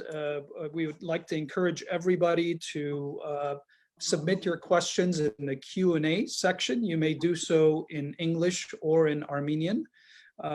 We have a question from Vahe Hairikian, and he asks, any practical work towards demanding Western Armenian territories? If not, what and who will carry this task in the near future? In order for anybody to ask for territories, the word anybody has to be taken out of the equation, because only sovereign nations can ask for territories. That is my understanding from the tutorials I've received from our mutual friend Karnik Kirkonian, who's an international law expert, and that would be Republic of Armenia that could ask for territories. Khachig has done a lot of work in terms of historical data as to territories seized during the war versus occupied territories where the Palestinians and the Israeli government are in ongoing dispute with. But I don't think individuals can ask for territories returned. They can ask for property, personal property, but not territorial claims. Edwin, Khachig, anything you want to add to that? I defer to Dr. Khachig Muradian or Yektan Türk Yılmaz if they have anything to say in response to that question. Yes, Edwin, Garo, you both have more experience participating in discussions on this. I just wanted to mention a couple of quick things. One is that in terms of different entities that have been involved in a variety outside of the Armenian state, of course, of other ways of demanding reparations for the Armenian genocide and its consequences. It's worth noting that there's the Armenian Legal Center, Armenian Catholicosate, there are individual lawyers and initiatives over many years. I know, Garo, even recently you have been involved. You mentioned Carnegie as well. So there have been creative ways of pushing as far as individuals and organizations are concerned in that direction. I also want to just quickly mention that August 10th of this year marks the 100th anniversary of the Sevres Treaty. And I believe there were going to be a number of initiatives in that regard. I'm not sure how the current situation is going to be affecting that. Yes, thank you. Thank you very much for that. We have a question from Dr. Nazili Daphne Sahar Yildizi, Doctor of Public Health from Loma Linda University, Department of Public Health Promotion and Education. And she asks, where is Armenia today in terms of globalization, medically and politically? If Armenia may be looking forward to globalization for the sake of economic development, is Armenia ready to face the consequences of globalization? Armenia, as we know it, is a jewel with regards to natural sources, the most important ones being water and agriculture. Is Armenia ready to protect its culture and resources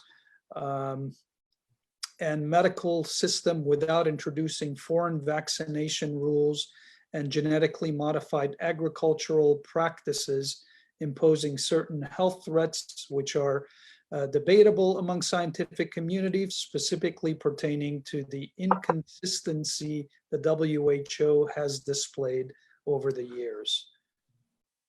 I think perhaps Dr. Hakimian, I'll ask you to take a stab at this one.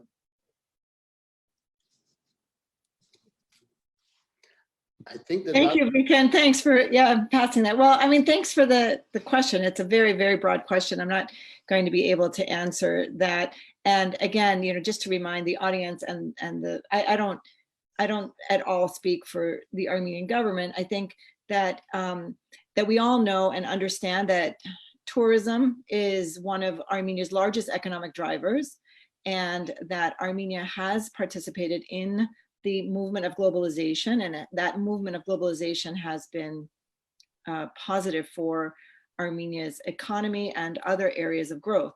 With globalization comes these kinds of vulnerabilities and risks for things like the coronavirus. I can't speak to the areas of agriculture and vaccines and things of that nature. What I can say is that as the evidence grows stronger about the best ways to manage the infection and control the transmission of the infection, and at the same time safely open up the economy, Armenia will be moving in that direction and hopes to quickly, at the safest time possible, reopen the avenues of travel and tourism and other businesses that require the loosening of social distance policies. Yes, thank you, Dr. Hakimian. And I think that we can all anticipate those types of needs and prepare ourselves and perhaps be proactive in doing our part in engaging in some of these activities that will be crucial for the economic situation in Armenia, which, as Dr. Hakimian said, relies heavily on tourism. If I could make a plug before you move on, and I would like to make this plug to the audience, the desperate situation of the First Republic and post-genocide was purely in the area of humanitarian assistance. And today we do have a need for humanitarian assistance, but we've learned over the years that the best assistance for Armenia is assistance that helps strengthen the systems there. So for health system strengthening, I think very often the diaspora is not invested in things like surveillance mechanisms or medical education training or other areas that we could utilize now to prepare ourselves for the second surge, which is most likely going to happen, and to prepare Armenia for the next pandemic. So I would just like to make that plug to see if we could do things a little bit differently this time around. Thank you, Dr. Ekimian. I'd like to invite my colleague Garo to take on a few comments that have come in Armenian in the Q&A section. Garo, if you can. See where they are. Actually, well, one comment is a comment expressing gratitude for all the participants from Seta Mangasarian. Another one is another comment of gratitude for Organization of Istanbul Armenians for continued efforts and programming such as this. I don't see any other comments in Armenian unless I'm missing something, but I'll take this opportunity to ask a question that had come up when Dr. Harboyan was speaking. Dr. Harboyan mentioned about Dr. Hamdi Suad, who was doing live experiments with typhoid injected blood into Armenian soldiers, if I'm not mistaken.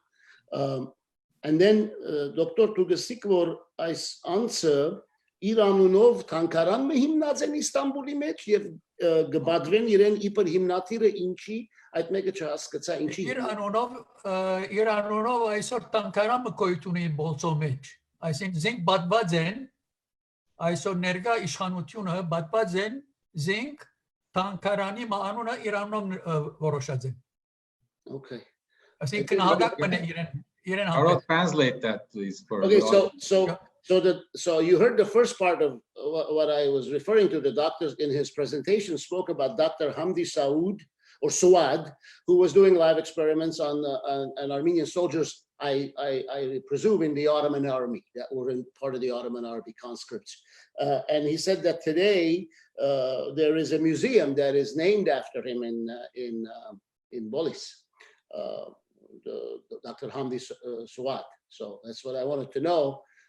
So this person that was doing what I would view as inhumane treatments, rather categorically opposed to the hypocritical oath of a physician, there's a museum named after him apparently. Yeah, Yektan, is there anything you could add on that? I'm not sure if I'm sure you know a lot, and I know you about this. Hamdi Suad, enlighten us a little more? Interestingly, thank you very much for this really amazing presentation on Mr. Harboyan on the epidemics during the genocide and experiments on Armenians. By the way, Yektan speaks fluent Armenian, understands and speaks. So as far as what I know, he's one of very prominent figures in Turkish medical history, and he is one of the names who's even started to study the research on cancer.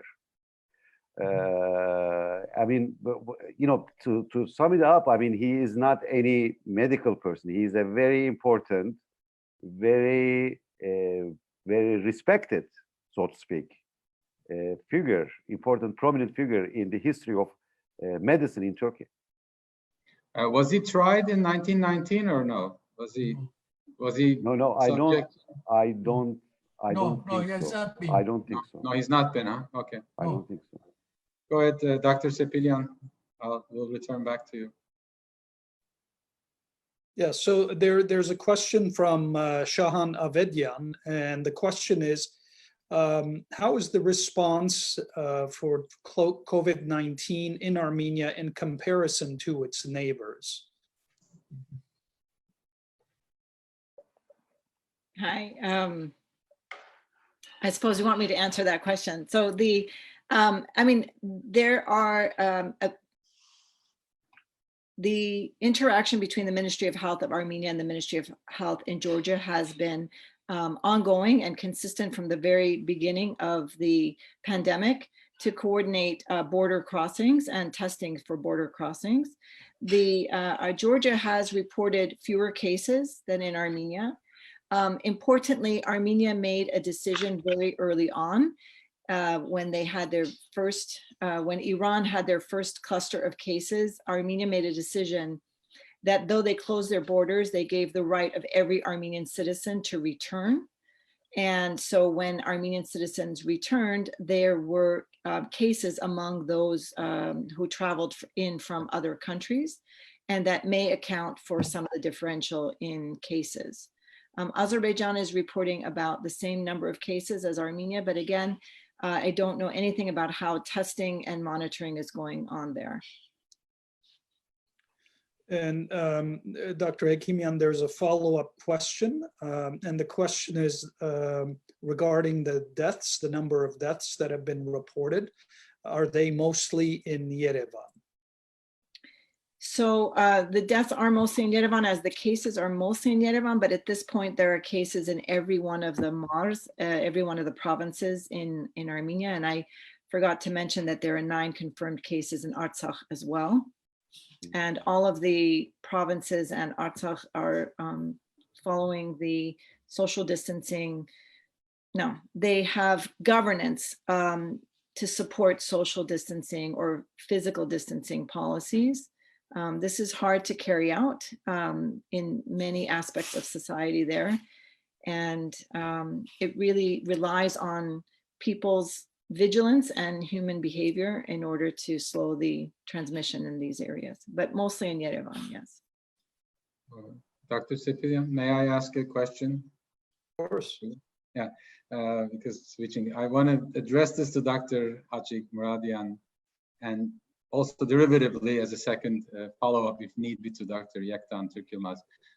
Dr. Muradian, you did talk about, of course, the disease. You did reference the causation issue, and I'm gonna be specific, because in a lot of denialist, theories and propaganda, what we usually hear is that, well, Armenians were transported for security reasons, the deaths were related to World War I, and mostly perhaps to diseases that happened that was beyond our control. In other words, diseases disconnected from the cause-effect relationship of the genocide. And that's one of the primary themes of, or the tenets of the denialist argument. Could you please address that and rebut it for us? Yes, so it is indeed one of the central arguments, as you say.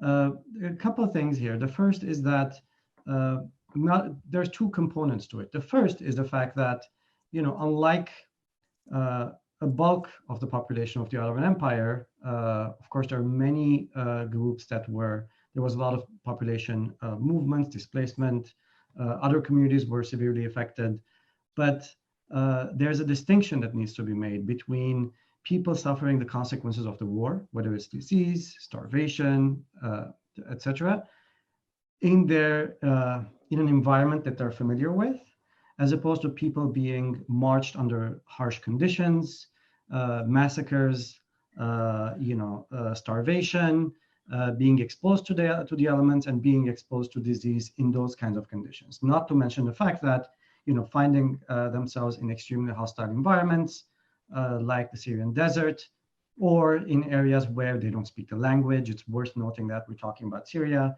Many of these Armenians who are arriving here do not speak Arabic, right? So all of these elements are important. That's one component. The second component has to do with essentially weaponizing intentionally the disease in order to continue the decimation of the Armenian population. And this is also an important element.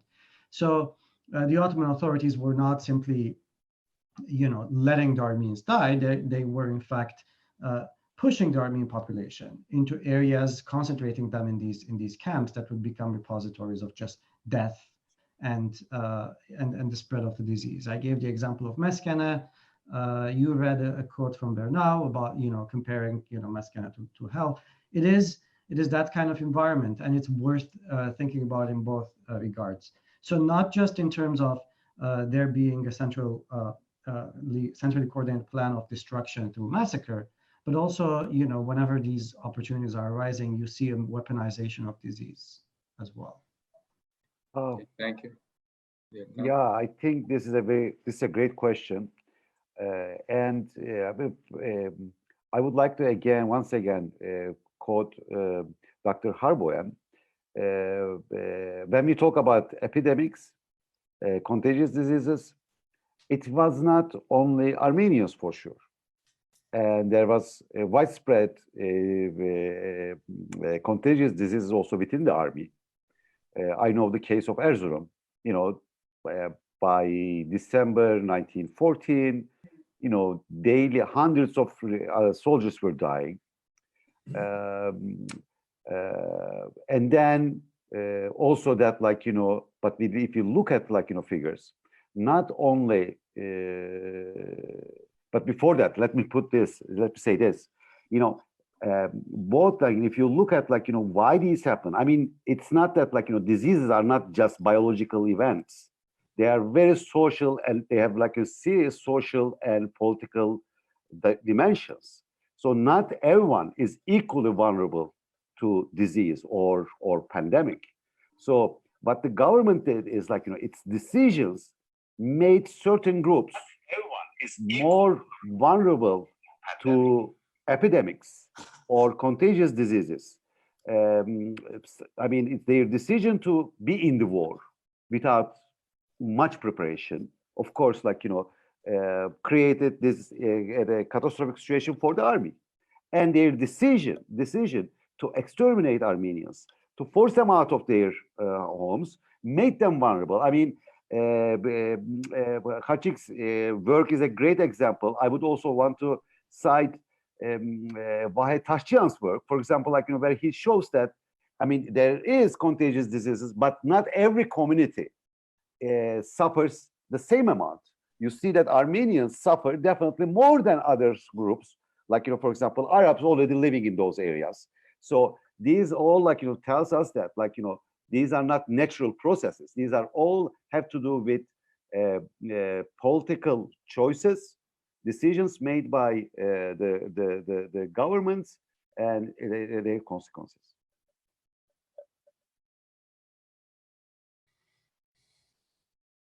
Thank you very much there. So we have some questions that are coming in from Facebook, and we have a question from Barit Maronyan for Dr. Hekimian.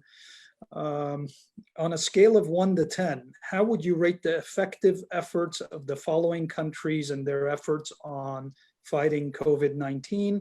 Armenia as compared to Turkey, as compared to the USA?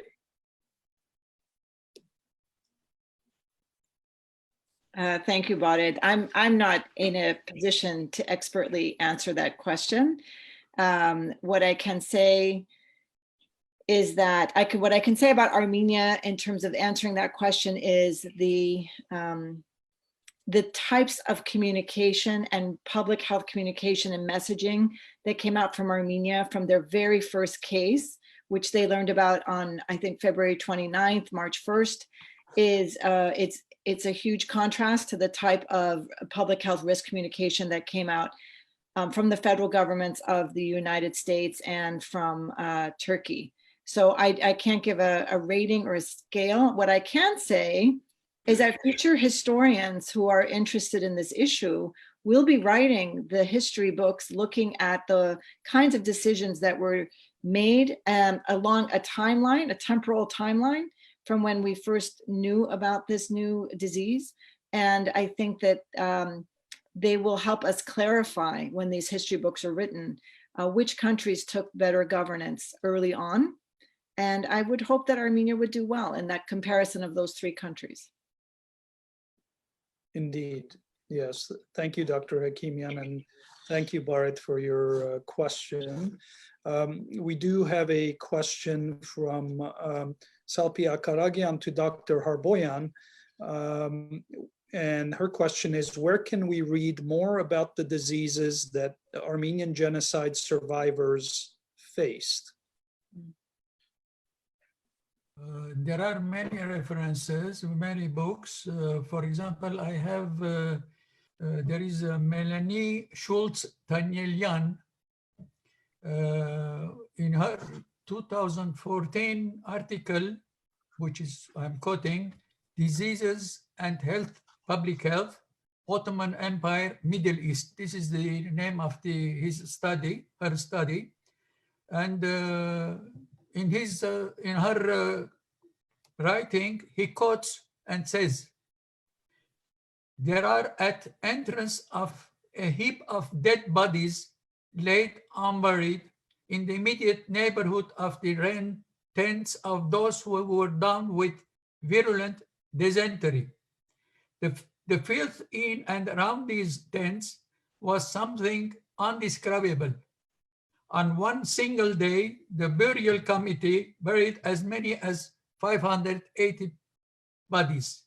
And she goes on, a lot of statistics, and this is a very, very good reference.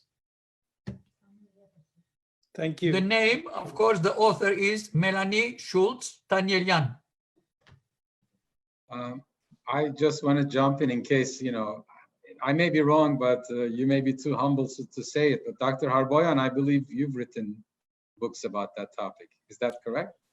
Yes, I published a book just a year ago about the Armenian doctors who were involved in diseases, and this is the book, is Armenian.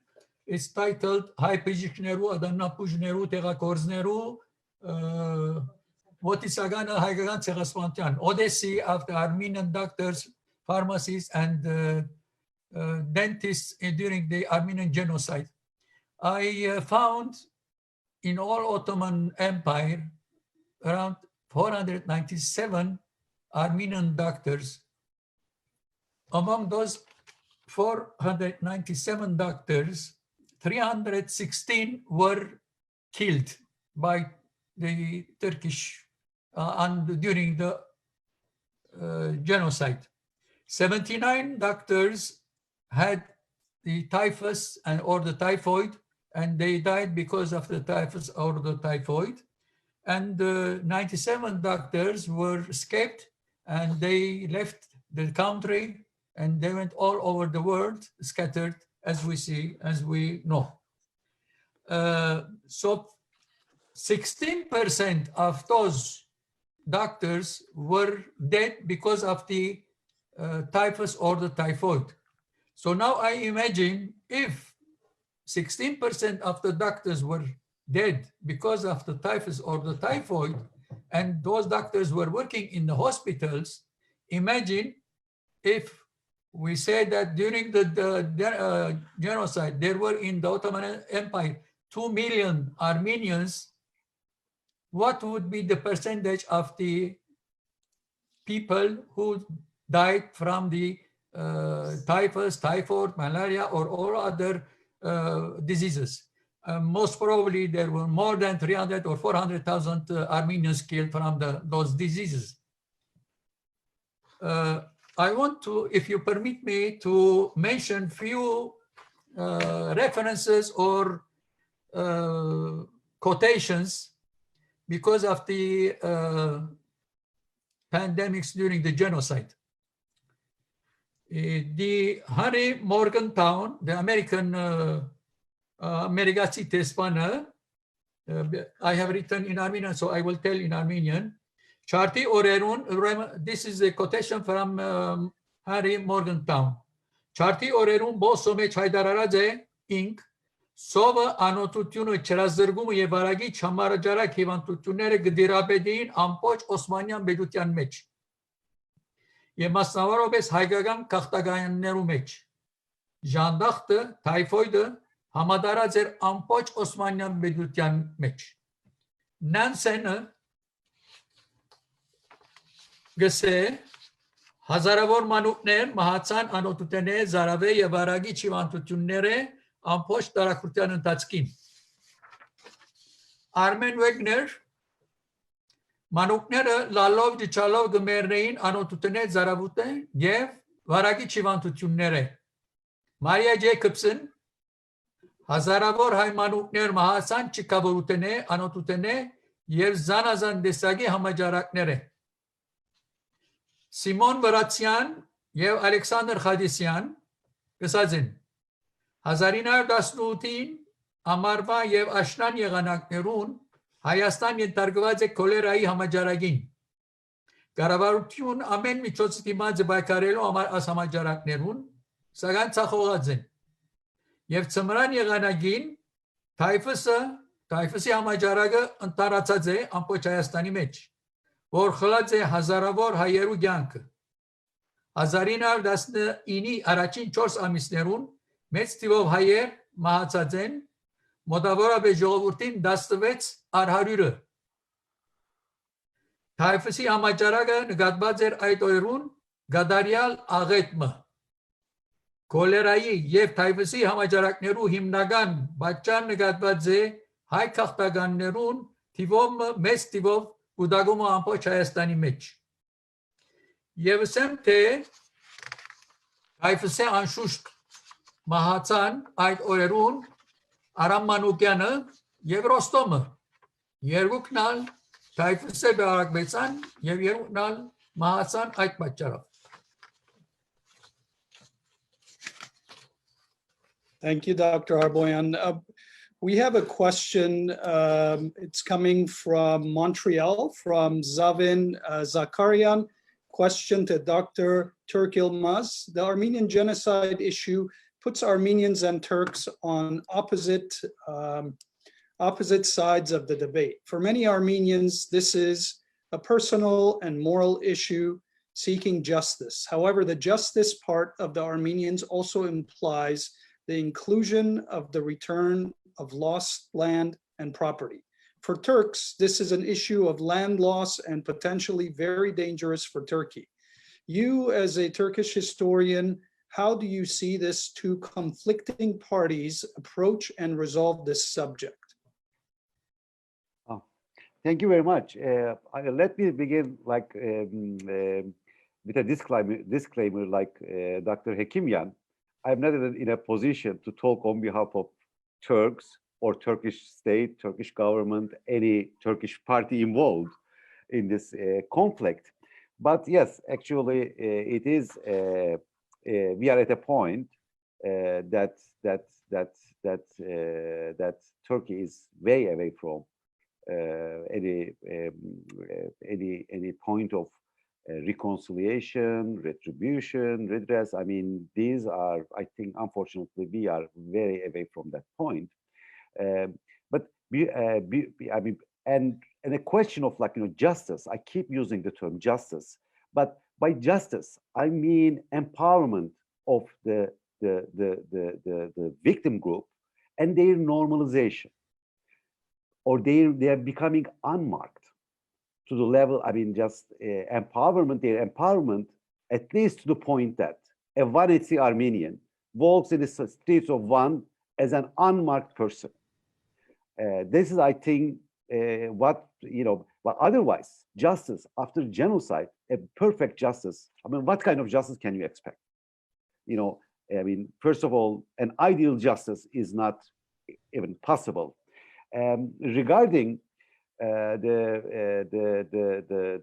other parts, of course, I totally agree that especially the properties, the properties seized by authorities should definitely be to return to their real legitimate legal owners and their descendants. I think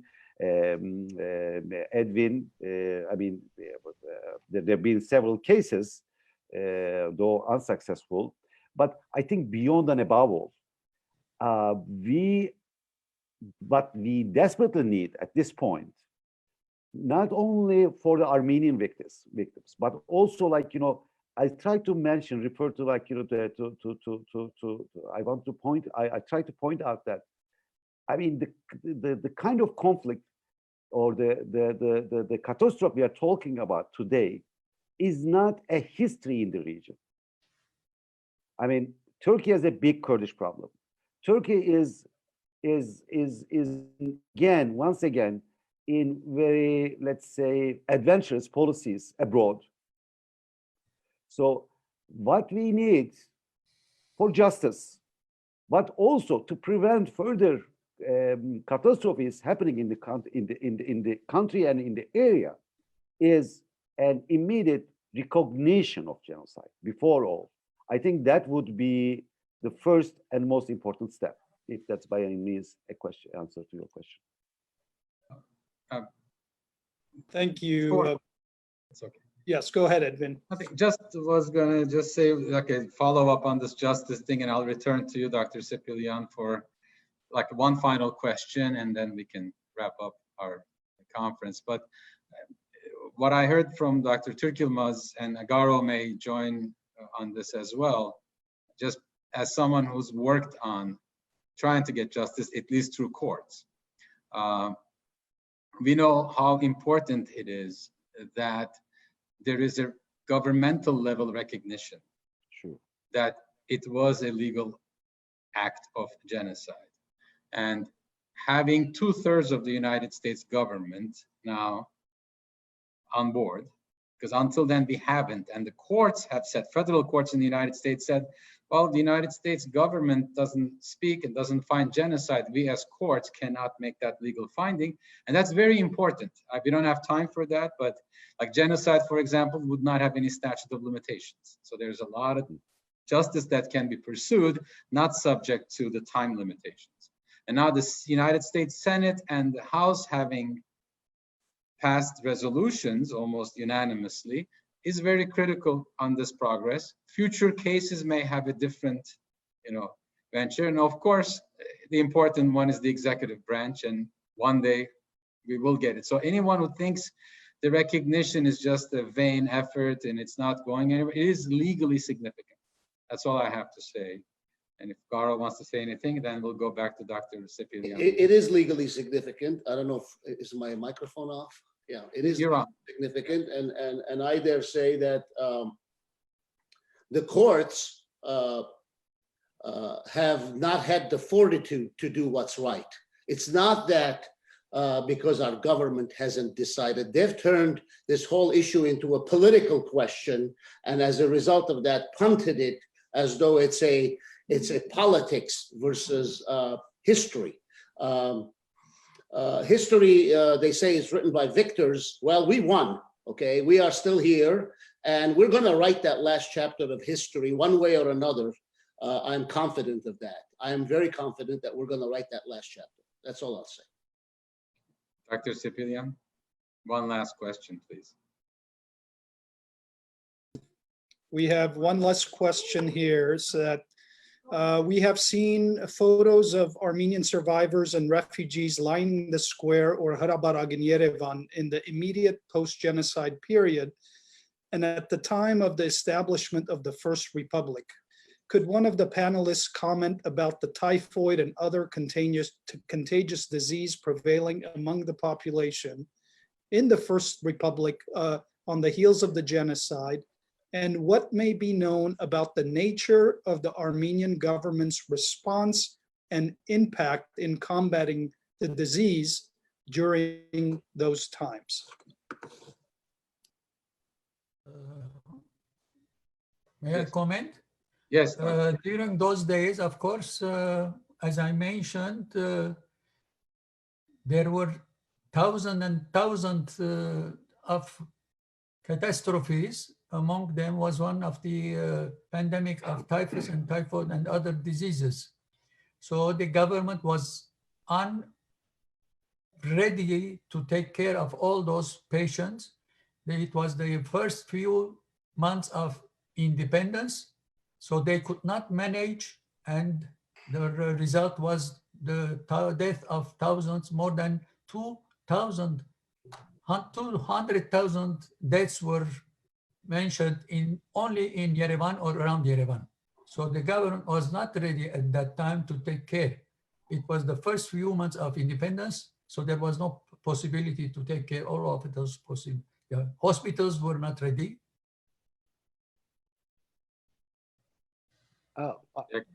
may I please jump in and add a couple of words there? Even before the First Republic, there were refugees, especially Vanetsi refugees from Van. As you know, Vanetsi, by and large, a good part of Vanetsi could survive because of the resistance, but many of them perished on the way, and especially in today's Armenia. As far as what I read in historical records, they did not. I mean, and those were like the days of war, and they did not receive much help because of limited. Sorry. Sorry. Can you hear me? Yes. Yes. Okay, but it is also we should also emphasize that that destruction. I mean, we said that repeatedly, but destruction of a population. I mean, it's not just killing, as Hachik gave amazing examples from how epidemic can be weaponized, and also we should also look at think about the methods of destruction that were used during or that came out during the massacres and after the massacres. One invisible one is the destruction of Vanetsi, not even within the Ottoman territories. They were forced out of Ottoman territories. They had to flee to Armenia, and they died. Many of them died on the way because of the attacks, because they were made vulnerable, and eventually even bigger numbers perished in Echmiadzin and in Yerevan. May I add something else? As he was mentioning, the main problem at that time also was because of the refugees. More than 100,000 of refugees were in Yerevan, coming from the Ottoman Empire. For example, Tatul Hagopian mentions in one of his articles, he says, between 1918 and 1919, during winter season, 180,000 Armenians died because of the typhus, typhoid, or other diseases. And he says the situation was very, very bad concerning the health. Majority of those who died, he says here, daily, they had 2,000 deaths. Daily, they had 2,000 deaths because of the typhus or the typhoid. Thank you. Thank you very much, Dr. Harboyan. Thank you, Yektan, for that. If anyone has any closing remarks, or Dr. Sepilian, if you have one very good question. If not, I will close. But if anybody has anything final to say, please. I just wanted to, there was a comment on the chat from a woman who said that her aunt died of an infectious disease. And I think all of us here have stories about our ancestors, some of who survived, but members of their family died of infectious diseases. And I think that that's an important thing to consider, moving forward. My own grandfather and his mother walked from the Harpert area to Alexandropol, where they were separated. My grandfather was put into an orphanage, and his mom was in separate housing, and she died of typhoid, and he lived.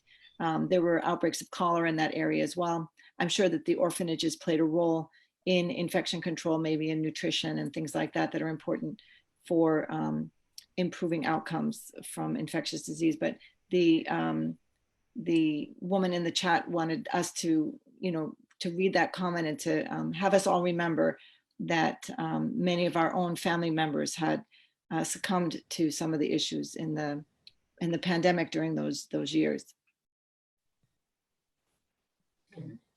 Well, we will go ahead, Vikan or Garo. Thank you, Dr. Hakimian, and all the other outstanding speakers, and thank you for the organizers as well. Edwin and OIA for OIA, I'm sorry, for this, really informative session. My take-home message, again, this is continuation of being resilient. This is another chapter of us being resilient. These types of hard times bring us together. We connect in more special ways, and this is just an example. We probably could not have planned such a thing on a Sunday several months ago with the same attendance, with the same outstanding attendance, and the attendees have remained engaged. Thank you, and thank you, Edwin, for your leadership, and my dear colleague Garo, who's been a champion for many Armenian causes and issues. Thank you, Garo. It's really an honor to be on such a distinguished panel and amongst such distinguished speakers. Thank you. Please be safe and stay healthy. Dr. Sepilian, merci, Viken. That word that you repeated throughout today, resilience. Yeah, we are resilient people. We, especially Armenians, are resilient people because I can just recite real quickly: 1896 Hamidian massacres, 1909 Adana chart, 1915, obviously, the genocide. Go forward into what the Bolshevik community endured in the 50s and 60s that Edwin has shared with me over the years. The Armenians, the Lebanese Civil War of the 70s, the Syrian conflict, the Iranian Revolution, post-Soviet Armenian migration outside of Armenia, and all the way to the Artsakh resistance movement. We are here. So when people tell us, stay at home and be safe, Dana Manatsek, Duna Mana, and we hear some youngsters in our communities, frustrated. All we need to do is look back, and as Armenians, and of course as civilization, and heed the wise counsel of those who have the information necessary, reflect and hear doctors like Dr. Hakimian and medical Dr. Harboyan and Yektan and Professor and Dr. Khachik Muradian, and you, my dear Viken, and we will be fine. We will be fine because we are resilient. We've always been resilient, and we will be victorious at the other end of this crisis. Thank you all for having me. Thank you for the organization of Istanbul Armenians, and a special thank you to Hasmik, who's behind the scenes, having done a lot of work. Hasmik Keiribarian, Varskat Kadar, and thank you. Akhbarik, Edwin, I pass the baton on to you. Oh, thank you, Garo. Thank you, Dr. Sepilian, for helping me to put this together before we close. But of course, I would like to say, as we remember the 1.5 million victims, and as though the faith will have it, as the church has declared them to be saints, our saints, and we respectfully bow our heads today. And of course, we pledge to continue to be eternally resilient, eternally demanding, and eternally educating in their memory and for the future, and for all nations who are, on the same boat as we are today in this pandemic. We see how the globe is connected, how genocide or a pandemic can hit anywhere, strike any group, any ethnic, religious group anywhere in the world. And that's our duty as Armenians, I believe, to ensure that it doesn't happen. We have Dr. Harboyan from Montreal, Canada. We have Dr. Yektan Türk-Yılmaz from Berlin, Germany, Dr. Muradian and Dr. Hakimian in New York City. And as you guys said, we are in California.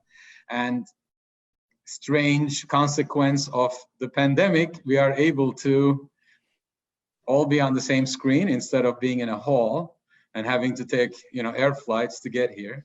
It's a strange world, and hopefully we'll have a mix of this, but I think this will stay because we were able to reach a lot of people. And thank you again. We are honored to have you. Thank you for your generosity of knowledge and time.